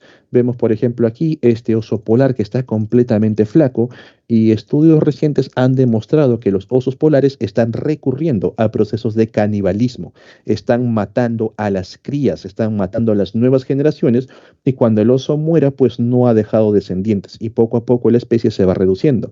¿Producto de qué? Como los climas se están calentando, muchas algas no sobreviven en ambientes cálidos, van a otro tipo de zonas, ¿bien? Y junto con ellos van, por ejemplo, los krill, que es una especie de camaroncito. Al irse los krill, se van también los peces, junto con los peces se van las focas y los osos ya no pueden encontrar focas de las cuales se alimentaban. Profe, ¿por qué el oso no se va? Porque a diferencia de los anteriores, los osos no son altamente migratorios. Ellos no pueden nadar o trasladarse grandes distancias y se quedan en su zona únicamente a sobrevivir como sea, como puedan. Bien, las otras especies que son altamente migratorias, como que por ahora tienen cierta ventaja para cambiar de un lado al otro, pero va a llegar un punto en que por más que cambien de un lugar a otro, ya no van a encontrar alimento, no van a encontrar las mismas condiciones para poder desarrollarse y pues posteriormente llega la extinción. Luego tenemos lo que viene a ser la mayor aparición de enfermedades. Señores, ¿cuántos de ustedes están vacunados contra la malaria? ¿Cuántos de ustedes saben si en su centro médico cercano hay tratamiento contra la malaria? Quizás lo ignoran, bien, y es algo normal, no están acostumbrados a estar expuestos a la malaria, sobre todo si no viven en zonas de selva, bien, la malaria no está presente en la sierra, no está presente en la costa, bien, pero con lo que viene a ser el cambio climático, con los aumentos de la temperatura, los mosquitos que normalmente estaban, digamos, limitados por el frío, por eso no llegan a altura, por eso no pasan hacia la parte de la costa, los mosquitos de la selva ahora van a poder extender su territorio mucho más, transportando una gran cantidad de enfermedades, entre ellos, por ejemplo, la malaria. Y nosotros ya hemos visto lo que ha pasado antiguamente cuando ha habido temas, epidemias de malaria casi también arrasa con lo que viene a ser Europa, ¿se acuerdan? En las épocas precoloniales, cuando llegaron aquí los colonos, descubrieron el árbol de la quina y también que contiene un compuesto químico, la hidroxicloroquinina, que combate fuertemente a la malaria, pero debido a ese uso que dieron en esa época, sabemos que el árbol de la quina es un árbol que se encuentra en situación vulnerable, que también está en peligro de extinción. ¿Te imaginas que hoy en día se desate una nueva epidemia de malaria? No habría suficiente hidroxicloroquinina para poder tratar todos los casos, donde muchas personas, sobre todo de bajos recursos, de lugares de poco acceso, simplemente moriría. Y esa es una de las enfermedades, nada más. Una gran cantidad de bacterias, de virus también se pueden propagar producto de todo esto. Entonces, ¿qué nos dice por aquí? Las temperaturas más cálidas, las inundaciones y las sequías crearían condiciones para que ratas que transportan gran cantidad de vectores, los mosquitos y otras plagas aumenten, haciendo que las enfermedades sean mucho más frecuentes. ¿Bien? Que no se les haga raro que estos últimos años han salido diversas variantes a niveles víricos, a niveles bacterianos, que tengamos rebrote de ciertas enfermedades como la peste, bien que volvió a aparecer por Mongolia, ciertas enfermedades, bien como, no recuerdo el nuevo nombre que le han dado a este virus que ha aparecido en la zona de África, porque aparte de ser una zona empobrecida, el cambio climático está haciendo que muchos de estos organismos tengan mayor contacto con las poblaciones humanas, transmitiendo más fácilmente las enfermedades. Pues finalmente todo esto conlleva a la destrucción de ecosistemas. Bien, plantas y animales mueren o se trasladan de zonas alterando el equilibrio ecológico. Van a llegar a zonas donde, digamos, tienen las condiciones adecuadas, pero son tantos los que llegan que la zona no puede soportar esa carga. Y pues al poco tiempo la zona también deja de ser habitable y los animales se vuelven a trasladar a otra zona. Chicos, todavía estamos a tiempo de frenar estos procesos de cambio climático. No de revertirlos, que no les engañen, no podemos ir hacia atrás, ya el daño está hecho, pero podemos frenar este avance, podemos todavía darle un respiro a la Tierra. Muchas personas consideran directamente que quizás pues el cambio climático va a eliminar a muchas especies, pero el ser humano con su tecnología logra sobrevivir y todo ello. No es tan sencillo. La tecnología no está hecha para soportar a tanta población, quizás solamente a unos pocos. Y de por sí el ser humano, por más que se crea estar a la cabeza de la cadena alimenticia, a la cabeza de la naturaleza, realmente está en la parte más baja. Los organismos top son los que más sufren cualquier evento de extinción, cualquier evento de cambio climático. ¿Bien? Porque el organismo top, por ejemplo, el ser humano, depende de una especie, depende de otra, depende de por aquí, por acá. Esta especie a su vez depende de otras y otras. Bien, el ser humano se encuentra abajo. Esos son los top, son los que dependen de todo y creen estar al control. Si empezamos a eliminar una especie, eliminamos otra, otra, otra, finalmente le quitas todas las cuerdas y el organismo top cae. Algo así como lo que pasó con los dinosaurios, que simplemente un evento de cambio climático extinguió a los top y los organismos más pequeños sobrevivieron, lo mismo puede pasar con este nuevo evento. Bien, así que jóvenes, tomen conciencia sobre ello. De manera general, ¿qué hacemos nosotros frente a estos eventos, frente a la naturaleza?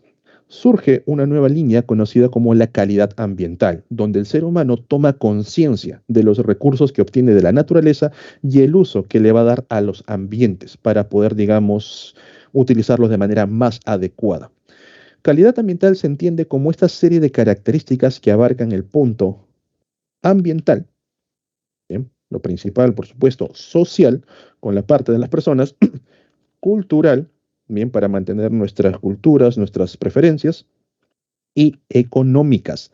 No podemos dejar atrás a la parte económica. Dependemos mucho de la economía para continuar con el progreso. Frente a ello, la calidad ambiental propone que los factores humanos y ambientales trabajen de la mano, que el ser humano no solamente aproveche la naturaleza, sino que trabajen a favor, bien, con la naturaleza.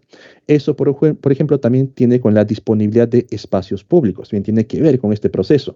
Ustedes han visto que antiguamente las ciudades crecían de manera horizontal, se expandían y expandían, arrasando bosques, arrasando selvas. Hoy en día la disponibilidad de espacio público está haciendo que las ciudades crezcan hacia arriba y más allá de eso, que las ciudades se descentralicen, que puedan separarse las grandes poblaciones para disminuir la densidad y junto con ello pues disminuir la necesidad de recursos en un solo punto, disminuir la eliminación de residuos en un solo punto. Bien que tengamos una distribución mucho mejor.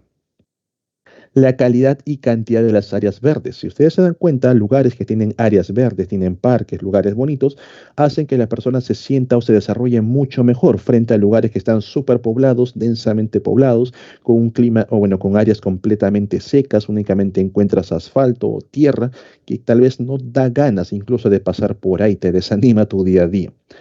En el caso de las industrias, como te digo, nosotros no podemos eliminar una fuente económica. Quizás muchos piensen que, profe, abajo de las industrias debemos eliminarlas completamente. No es así, ya que generaría un impacto muy fuerte sobre la parte social, sobre la parte cultural. Imagínate que una empresa cierra, ¿qué pasaría con los empleados? Se van a quedar sin trabajo de un momento a otro. Al no tener trabajos, estos empleados tienen una familia a la cual mantener, a la cual sustentar, no podrían llevar alimento a su hogar. Si por ahí los hijos empiezan a enfermar por la desnutrición, no no tendrían dinero para poder atenderlos en lugares, en clínicas, en hospitales, y poco a poco la sociedad colapsaría. Entonces, ¿qué debemos hacer con la empresa?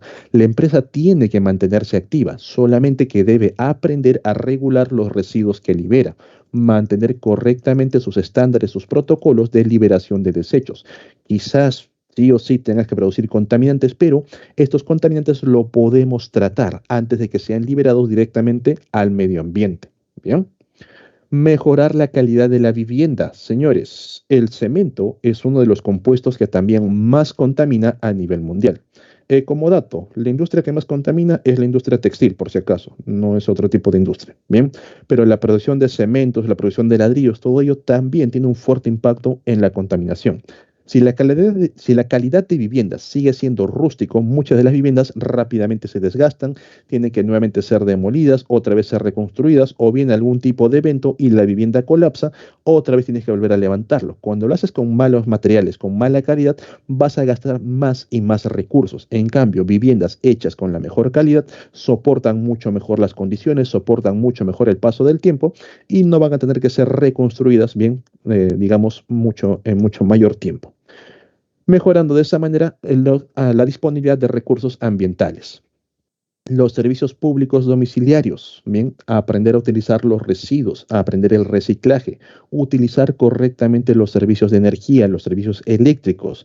Ya hemos visto un paso entre lo que viene a ser, por ejemplo, estas bombillas incandescentes que generaban una luz amarilla, una luz caliente, donde la gran cantidad de energía se perdía bajo la forma de calor, a los focos ahorradores e incluso a los llamados focos LED, los cuales ya no producen calor alguno, no pierden energía bajo la forma de calor, consumen menor energía y generan mayor luz. Igual ocurre con el agua, utilizar correctamente lo que viene a ser el agua, ¿sí? Para poder hacerle frente, por ejemplo, a la escasez que se va a dar pronto.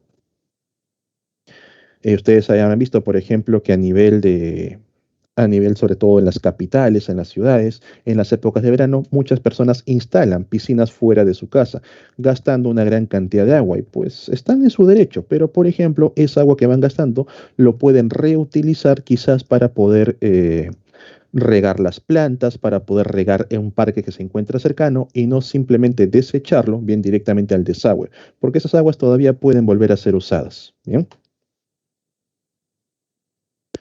Por último, tenemos la movilidad y transporte el transporte público.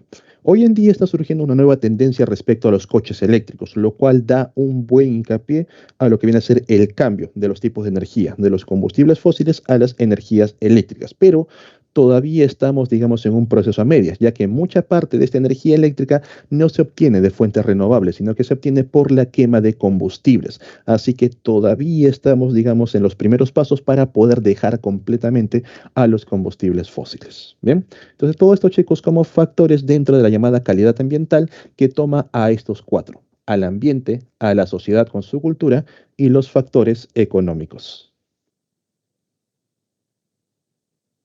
Bien.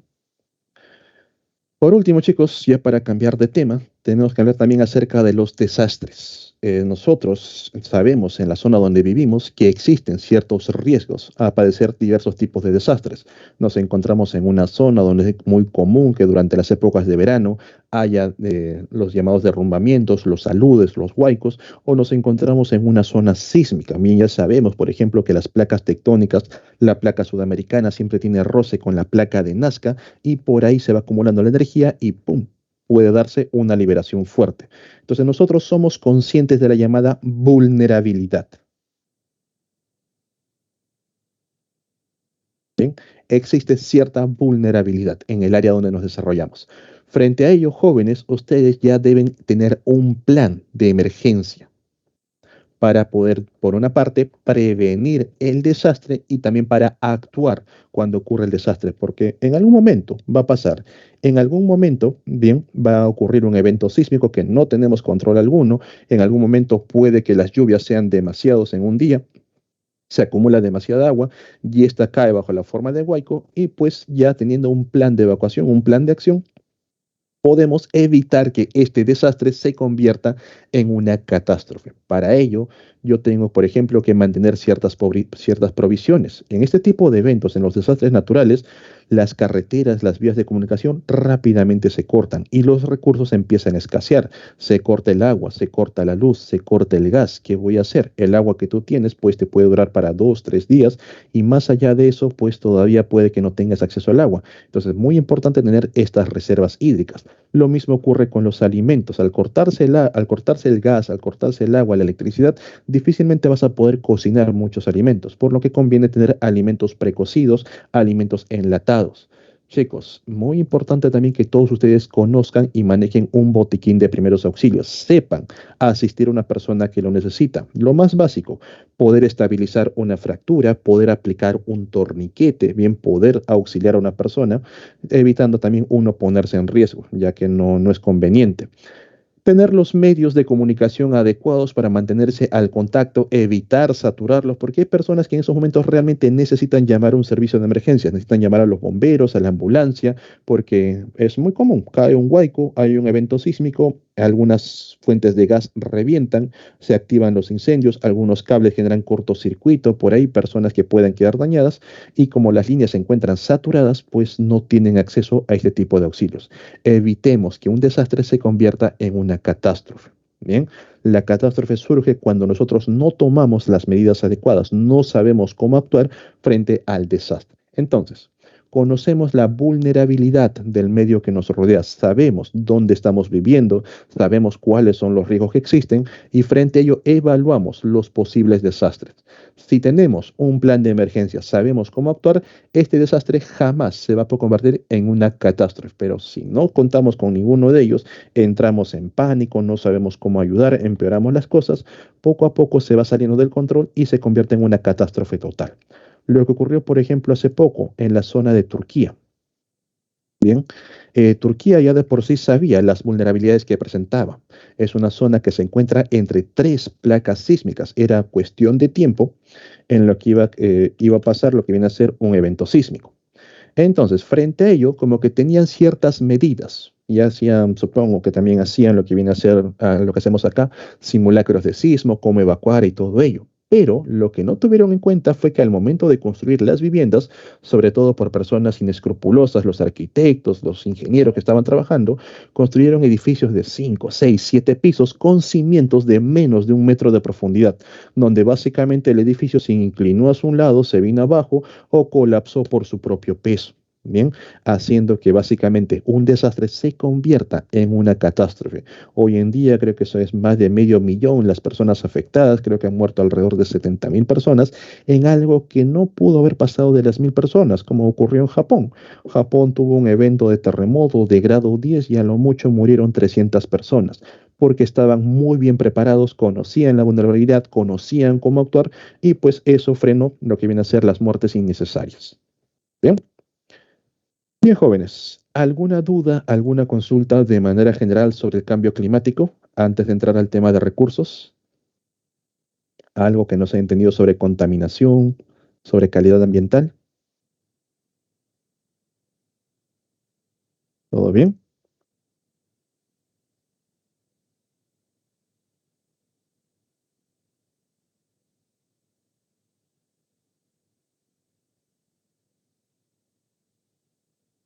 Listo. Bueno, jóvenes, entonces dejamos por aquí a los desastres y a toda esta cosa que sí o sí ustedes van a vivir, chicos. Su generación, pues, va a sufrir directamente las consecuencias. Sus hijos más aún. Se acordarán de mí, chicos, en el año 2070 sobre todo. Van a estar los efectos más fuertes de todo esto. Bien. Y pasamos a lo que viene a ser recursos naturales. Para empezar, ¿qué cosa es un recurso natural? ¿A qué se considera un recurso natural? Viene a ser a todo aquello, todo aquel material que nos otorga la naturaleza y que nosotros podemos explotar, podemos usar. Si nosotros no tenemos acceso a estos materiales, no podemos usarlos, no podemos explotarlos, no son considerados recursos naturales directamente. Bien, por ejemplo, si en la pregunta de admisión me colocan, se ha encontrado un asteroide, bien, que está rodeando la parte de Marte, donde hay presencia de paladio, que es muy importante, bien, ¿qué tipo de recurso es? Automáticamente, sin miedo, no se considera un recurso natural. No tenemos manera alguna de utilizarlo, no podemos explotarlo. Sabemos que está ahí a lo mucho, pero no podemos hacer uso, bien. Quizás a futuro, con la tecnología ya desarrollada, podamos utilizarlo como recurso. Bien, entonces un recurso natural viene a ser aquellos materiales de la naturaleza que están a disposición de nosotros, que podemos usarlos, podemos explotarlos. Frente a ello, tenemos dos tipos de recursos naturales. Los agotables, aquellos que tienen usos limitados y que se pueden agotar en algún momento, y los inagotables, que en términos humanos, en tiempos humanos, van a durar para siempre. ¿Qué cosa vamos a encontrar dentro de los recursos inagotables? Tenemos, por ejemplo, la energía solar. Entender por energía solar tanto la parte térmica como la parte luminosa. Son dos fuentes de energía que provienen del Sol. Yo sé que el Sol algún día se va a extinguir y todo eso se va a convertir en una enana blanca y bien, y se acabó toda la vida, pero hasta que eso pase, la humanidad como especie ya desapareció. Por eso que en términos humanos, en condiciones humanas, es inagotable. ¿Qué más vamos a encontrar por aquí? La energía eólica, la energía de los vientos, que también es producida por el Sol. Encontramos las energías de las mareas, por ejemplo, las energías geotérmicas, las energías geomagnéticas, bien, entre otros. Son fuentes inagotables, van a durar mucho más allá que la humanidad. Bien. Dentro de las fuentes agotables, a su vez, vamos a tener dos tipos. Aquellas que se le llaman no renovables, aquellas que tienen un solo uso y se acabó el recurso, o si quiero volver a usarlo, tengo que deshacer ese primer uso. Por ejemplo, ¿cuál? Los minerales. Los minerales puedo darles un uso. Tengo una barrita de lo que viene a ser una barrita de aluminio. Bien, con esta barrita de aluminio puedo fabricar, no sé, una silla. Bien, y ya me gasté mi barra de aluminio. Si quiero fabricar tal vez por ahí una mesa de aluminio, tengo que deshacer a esta silla y volver a fabricar una mesa. Entonces, el uso básicamente es muy limitado. Bien, si quiero fabricar nuevamente, le tengo que eliminar el primer uso. Aquí también están los de un solo uso, como los combustibles fósiles, el carbón, petróleo, gas natural. Una vez que combustioné el carbón, el petróleo, el gas natural, lo usé para prender mi carro, mi cocina o lo que sea, ya no puedo volver a usarlo. Se acabó. Nunca más puede reusarse. Profe, pero el carbono, petróleo y gas natural, estos combustibles fósiles se van produciendo en el centro del planeta. Bien, sí, pero para ello necesitas millones de años, lo cual en términos humanos simplemente no es viable. Bien, es agotable. También encontramos los recursos nucleares, bien, estos elementos que utilizan para producir energía nuclear, bien, los núcleos de uranio, los núcleos de polonio, de plutonio. Simplemente una vez que se agota esta energía producto de la fisión, se acabó. No puede volver a utilizarse hasta dentro de miles de años. Bien, entonces no es renovable. Dentro de los llamados renovables vamos a encontrar dos tipos. Bien, los renovables son recursos que pueden utilizarse una y otra vez. Y aquí vamos a encontrar los llamados renovables verdaderos y los renovables aparentes.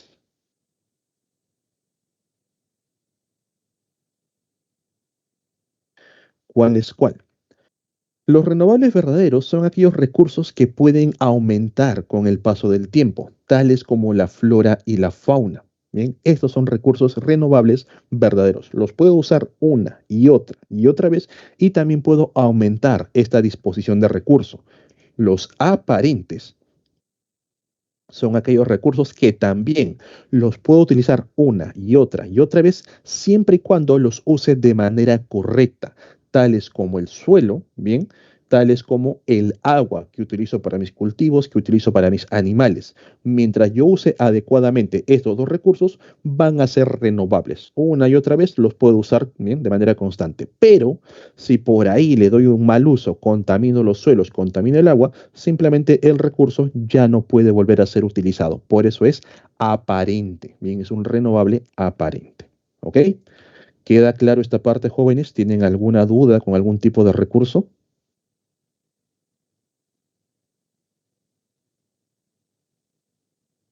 ¿Todo bien? tener mucho cuidado de En caso acuerdo de, disculpe, a... Dime. en caso del aire, puede tener puede ser clasificado en varias formas o es eh, específico. como les decía, depende del contexto. Si me hablan del aire como tal, en movimiento y todo eso, eso es energía eólica. Y el aire, pues, siempre permanece en movimiento, básicamente es inagotable. Pero si, por ejemplo, me hablan del aire como composición, supongamos que yo tengo una empresa que está gastando oxígeno del aire. El oxígeno en algún momento se va a acabar si no lo uso adecuadamente. Entonces es renovable aparente. Bien, si empiezo a contaminar el aire poco a poco, va a llegar un punto en que ya no es viable, no se puede utilizar más ese aire y pues como no lo usé correctamente, se agotó. Bien, va a depender del contexto, jóvenes. ¿Bien? Ok, profesor, gracias. Lo mismo ocurre con el agua. O sea, yo tengo la energía de las mareas, agua de manera general, bien, pero también tengo el agua como recurso renovable, agua que utilizo para cultivos, que utilizo para que puedan beber mis animales. Mientras los use, pues renovable aparente. Si los uso para dar energía, es inagotable. El agua nunca se va a acabar de esa manera. ¿Bien? Ok, entonces jóvenes, va a ser muy importante que todos nosotros tengamos una conciencia en cuanto a la conservación del medio ambiente, en cuanto a la conservación de los ecosistemas, porque dependemos directamente de todo este tipo de recursos para nuestras actividades del día a día. Es por eso que se plantea una serie de razones para proteger a los ecosistemas. Tenemos razones científicas. La diversidad de los seres vivos constituye una de las más importantes condiciones de equilibrio para el ambiente. Ya les mostré la gráfica. El ser humano se encuentra abajo, depende todo el ambiente para continuar con su desarrollo. Si seguimos eliminando organismos, vamos cortando cuerda por cuerda, en algún momento el organismo top, o sea, nosotros, nos extinguimos. Razones estéticas. Ustedes han visto cómo los parques, estos lugares son muy bonitos para pasar un fin de semana, para irse de viaje por ahí, observarlos, disfrutarlos, y lo cual es correcto. Bien, tenemos este tipo, digamos, de necesidad de disfrutar de un ambiente tranquilo, apaciguable, y por supuesto que esto que nosotros hacemos también lo deberían disfrutar las generaciones futuras. Entonces debemos aprender a conservarlos para que otras personas también lo puedan gozar. Les colocaba el caso del Pastoruri. Bien, quizás muchos de ustedes, si nunca han ido al Pastoruri, ahora que van hoy en día, pues simplemente lo van a ver de lejos, van a tomarse una foto y se acabó. O por ejemplo, la gran barrera de coral de Australia, la cual poco a poco está desapareciendo, quizás en los próximos 5 o 6 años ya no exista esta barrera de coral y ninguno de ustedes posiblemente lo conozca de manera directa. Bien, por razones éticas. Todos los seres vivos tienen derecho de convivir sin riesgo de pérdida de hábitat por acción humana. El ser humano no es más que el resto de los seres vivos, estamos al mismo nivel y por lo tanto todos debemos aprender a convivir, a respetar nuestros espacios para un desarrollo adecuado. Las razones económicas, ni qué decir. Muchas especies bien son aprovechadas en diversas economías. Por ejemplo, lo que viene a ser la economía pesquera, la extracción de peces es necesario para que se mantenga este flujo de alimentos. La economía maderera. Miren a su alrededor, gran cantidad de muebles están fabricados, están hechos de madera o directamente los papeles. ¿Bien? La industria ganadera, entre otras. Destruir los ecosistemas puede afectar directamente a estas economías y generar una reacción en cadena que finalmente te afecta a ti. ¿Bien? Las industrias médicas, esto es muy importante. La gran mayoría de los fármacos provienen de seres vivos. Es más económico que producirlas sintéticamente. Muchos de los fármacos que ustedes consumen directamente se extraen de las plantas.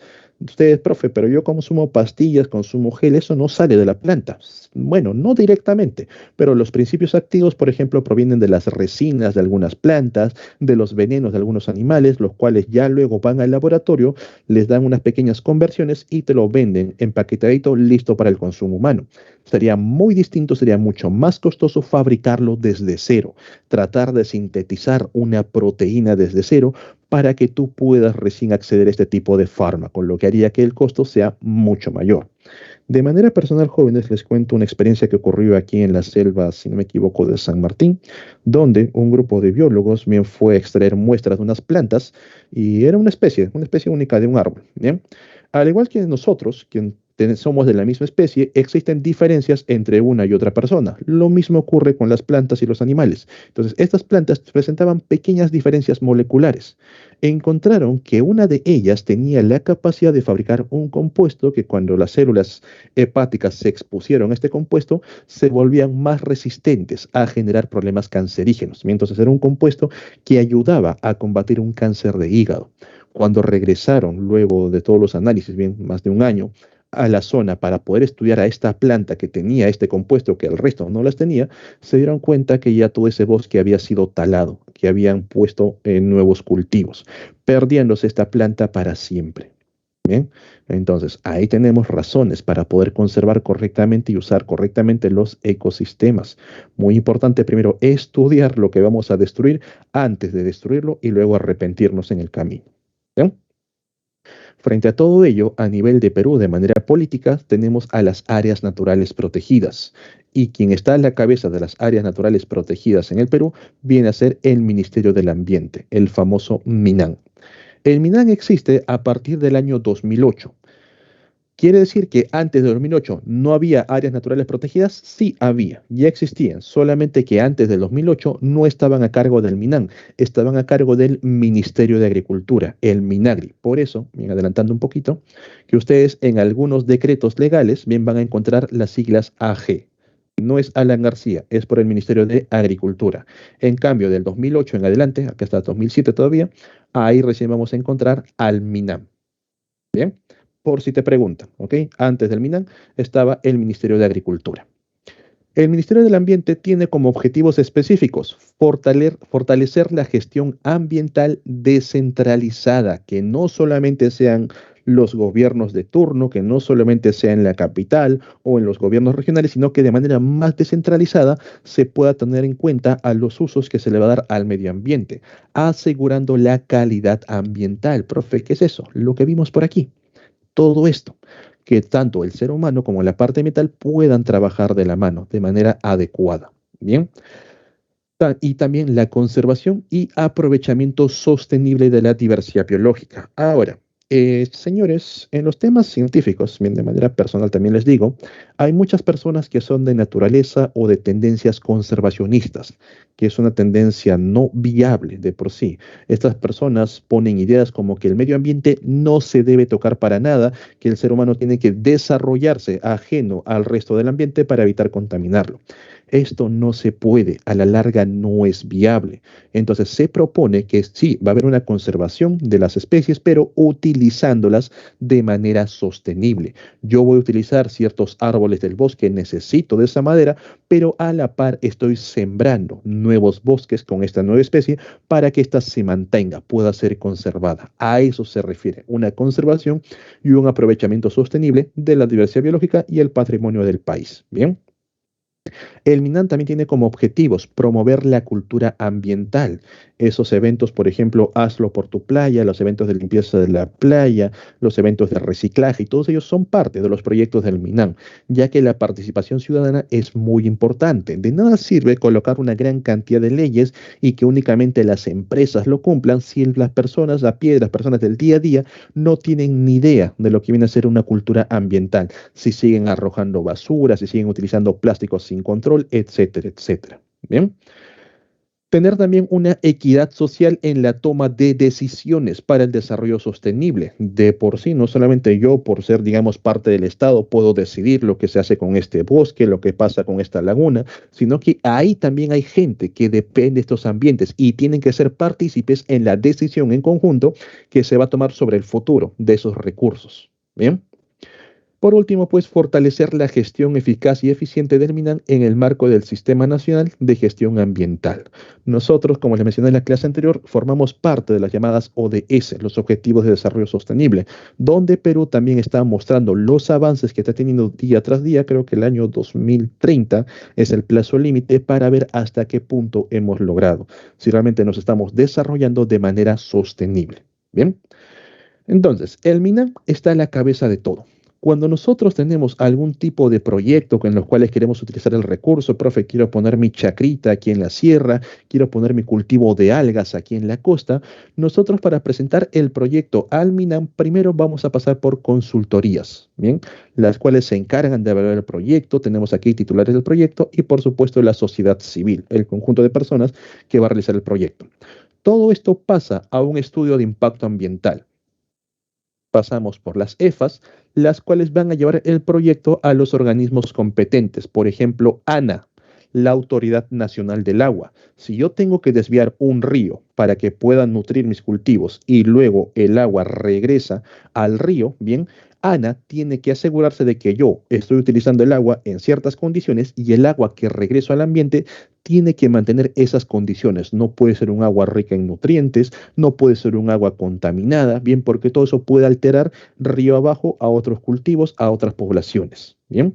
Luego también tenemos a CERNAM. ¿Y quién viene a ser el CERNAM? El Servicio Nacional de Áreas Naturales Protegidas por el Estado. El CERNAM también va a evaluar que el área que tú estás tomando no pertenezca a un área intangible, un área donde no puedes aprovechar los recursos porque hay organismos, hay seres vivos que están en procesos de recuperación.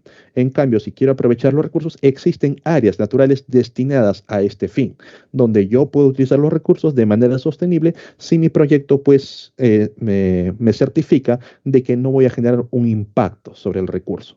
Finalmente, todo esto permite que el MINAM te genere un permiso para que tú puedas aprovechar los recursos. ¿Bien? Ahora, hablando de CERNAM. Entonces, CERNAM es el Servicio Nacional de Áreas Naturales Protegidas por el Estado. Ustedes muchas veces, quizás cuando han ido de viaje a un lugar turístico, han tenido contacto con personal del CERNAM. Si han visitado la parte del Huascarán, han ido a Machu Picchu, han visitado, por ejemplo, Paracas, la península, todos ellos han pasado por las casetas de CERNAM. En algunos casos se han registrado directamente con su nombre y DNI, en otros casos simplemente entraron, pero eso es porque son parte de un tour. Y al momento que contrataron el tour, ahí les anotan el nombre y el DNI y luego ese papel lo envían a CERNAM para ver quiénes son las personas que están visitando estas áreas naturales protegidas. Bien. CERNAM también tiene a su disposición el catálogo de las áreas naturales protegidas a cargo del SINAMPE, el Sistema Nacional de Áreas Naturales Protegidas por el Perú. ¿Y esto para qué sirve? Por ejemplo, yo tengo un área natural donde encuentro plantas y animales que están en peligro de extinción. Entonces, es muy importante proteger esta área para que las personas no entren a cazar animales, para que no hagan uso del recurso. Envío el proyecto al CERNAM, el CERNAM lo aprueba, se da cuenta de que sí, es importante conservar esta área y una vez que ha sido aprobado, se lo envía al SINAMPE y el SINAMPE lo va a categorizar si va a ser un parque nacional, un santuario nacional, una reserva nacional o cualquiera de las otras áreas naturales protegidas. Bien, entonces el CERNAM es el que está a la cabeza de todas estas, de las áreas naturales protegidas, de las ANPs, y el SINAMPE es el que se encarga de catalogar. Bien, tiene el sistema de áreas naturales protegidas. Entonces, estas áreas naturales protegidas pasan por distintas categorías, como por ejemplo, los parques nacionales, santuario histórico, reserva nacional. Estos cuatro chicos son los que más pregunta San Marcos. Bien, básicamente en estos cuatro preguntas.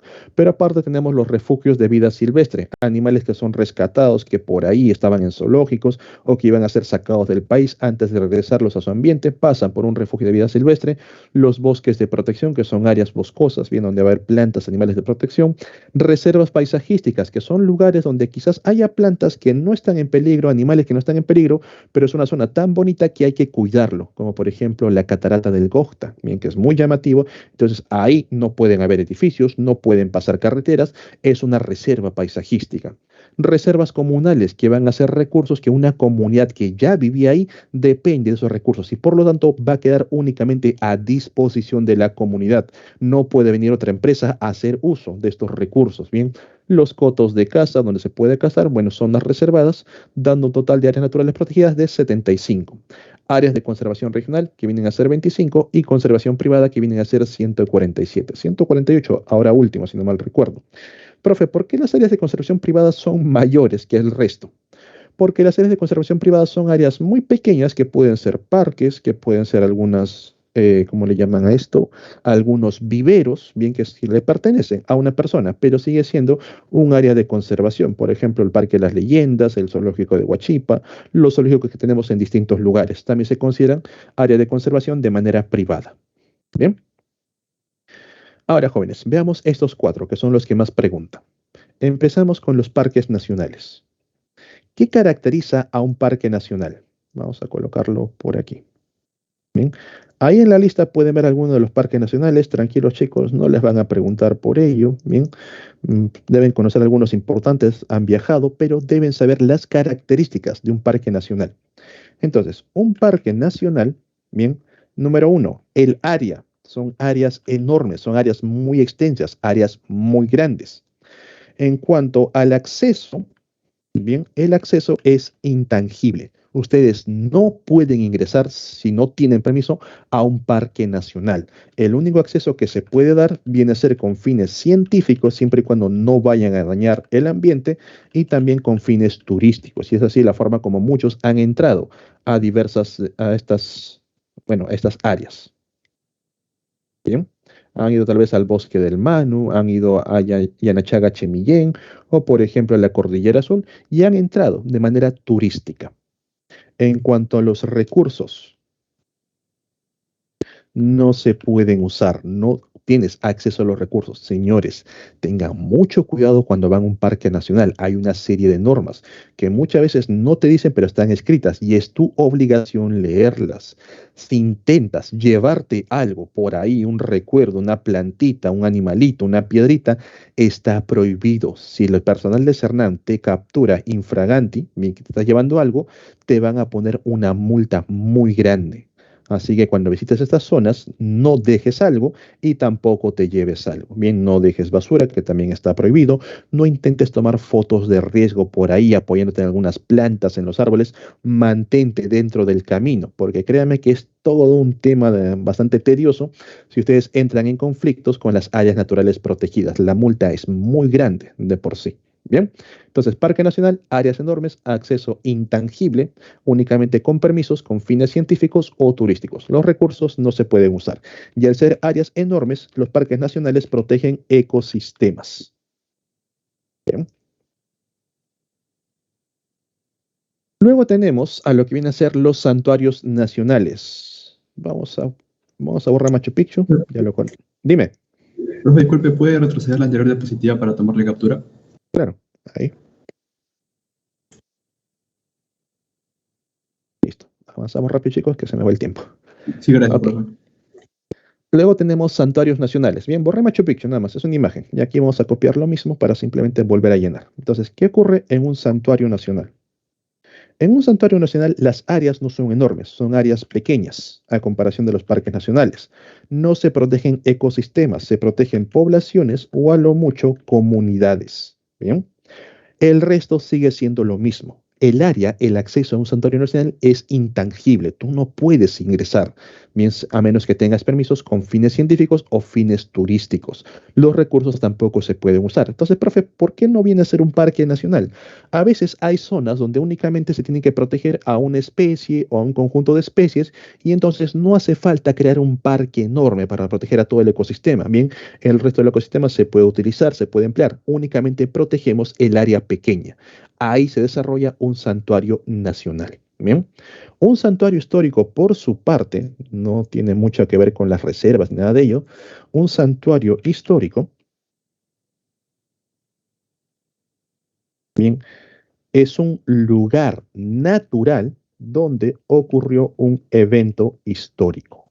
Tiene que ser natural. Por ejemplo, profe, ¿por qué la Plaza de Armas, bien, de mi ciudad no es un santuario histórico? Porque no es natural, está completamente modificado. Bien, en cambio, Machu Picchu, Chacamarca, la Pampa de Ayacucho, bien, todos ellos son lugares donde han ocurrido eventos históricos, donde se han desarrollado algunas culturas. Bien, entonces, un santuario histórico es un lugar natural, y esta es la palabra importante, donde ocurrió un evento histórico.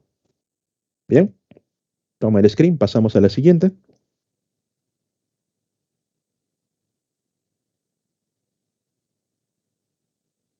Copiar otra vez esto y listo. Y por último tenemos las reservas nacionales. ¿Qué caracteriza a una reserva nacional? Una reserva nacional también son áreas enormes, bien, en los cuales van a protegerse ecosistemas. El acceso es tangible. Tú puedes entrar sin ningún problema. Bien, aquí no pasa nada. Muchas veces han entrado a reservas nacionales, como por ejemplo el caso de Paracas, que es una reserva. Los recursos sí se pueden usar, por eso se llaman reservas, pero se pueden usar de manera sostenible. Yo, por ejemplo, quiero extraer ciertos recursos que encuentro en esta región, presento un plan de extracción donde la cantidad de recursos que saco no afecta al recurso, se puede recuperar y pues el Estado me permite, me da los permisos adecuados y aprovecho el recurso. Bien, entonces jóvenes, mucho cuidado entre la diferencia entre un parque nacional, un santuario histórico y la propia reserva nacional. Bien, tomo los screen, pasamos ya a la última parte del tema.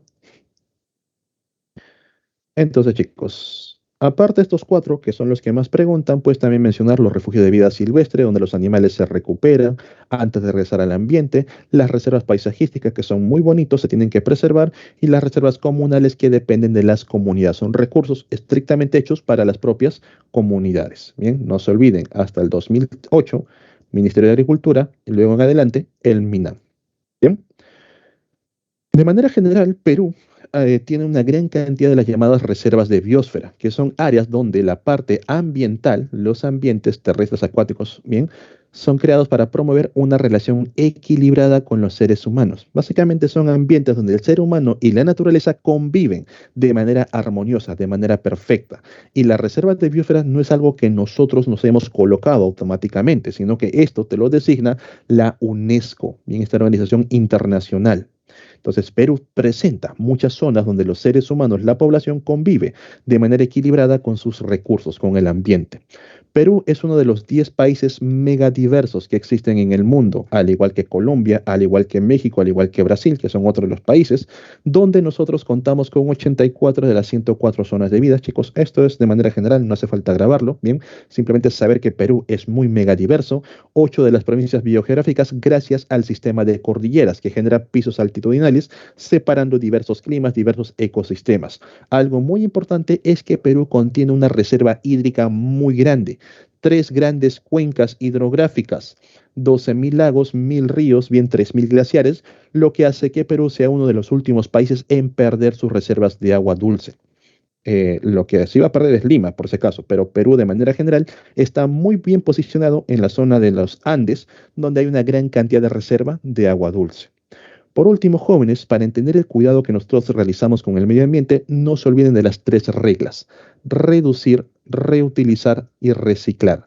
Reducir el consumo innecesario de recursos. Si no lo necesitamos, simplemente no lo consumimos. Y a mí, por ejemplo, de lo personal, me da cólera mucho esos videos donde malgastan los recursos, simplemente utilizan, botan, rompen, cuando puede ser mejor utilizado. A la larga, esto va a generar un costo a toda la población humana. Reducir el consumo de energías no necesarias, cambiar los focos incandescentes por focos ahorradores, por focos LED, reducir lo que viene a ser el consumo innecesario de agua, aprovecharlo al máximo antes de desperdiciarlo por el desagüe. Reutilizar, darle un nuevo uso. Bien, a los productos que ya, digamos, ya cumplieron el uso. En el caso de la ropa, ya no nos entra, todavía es una ropa nueva, o ya estamos, hace demasiado calor, profe, en invierno también hace calor, tenemos sábanas frazadas que nos sobran, podemos donarlo a personas que realmente lo necesitan en lugar de estar botándolo, porque la industria textil, te repito, es una de las que más contaminan. Las botellas de plástico, utilicé, me compré una botellita, una gaseosa, bien, ya consumí este recurso, pero puedo utilizar la botella para nuevamente llenarlo con agua, con un refresco. Lo estoy volviendo a utilizar. Los papeles, ¿bien? Yo imprimí una serie de documentos, pero ya los documentos ya pasaron, ya fueron un informe de colegio. La parte de atrás todavía está limpio. Puedo utilizarlo como blog para resolver mis problemas de matemática, etcétera. Entonces estamos reutilizando el recurso. Reciclar es cambiarle el uso. Por ejemplo, mi botellita, ya lo usé bien para tomar agua, ya no la necesito para tomar agua, puedo fabricar un macetero a partir de ello, puedo fabricar un portalápices para guardar mis colores, etcétera. Eso es reciclar. Mucho cuidado, bien, reutilizar es volver a usar el material, bien, darle un uso una y otra vez, y reciclar es básicamente darle otro fin, un nuevo uso distinto al original. Tener mucho cuidado, jóvenes, ya de manera personal, con la cultura del papel, que es una cultura light. Se le llama así a estas culturas de moda, que surgen sin ningún tipo de sustento, claro, en las cuales, profe, está prohibido usar plástico, que esto, que el otro, usemos papel para todo.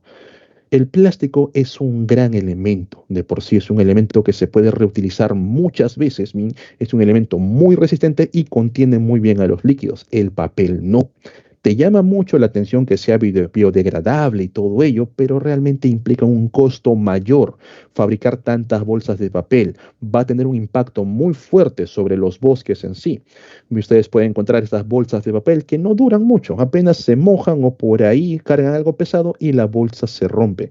En cambio, si yo tengo mi bolsa de plástico, ese plástico grueso de varios usos, ese plástico de mercado, lo uso una y otra y otra y otra vez. Están saliendo ahora a la venta botellas de papel que también tienen un solo uso. Los humedeces, el labio rosa constantemente y ya no cierra correctamente y lo tienes que botar.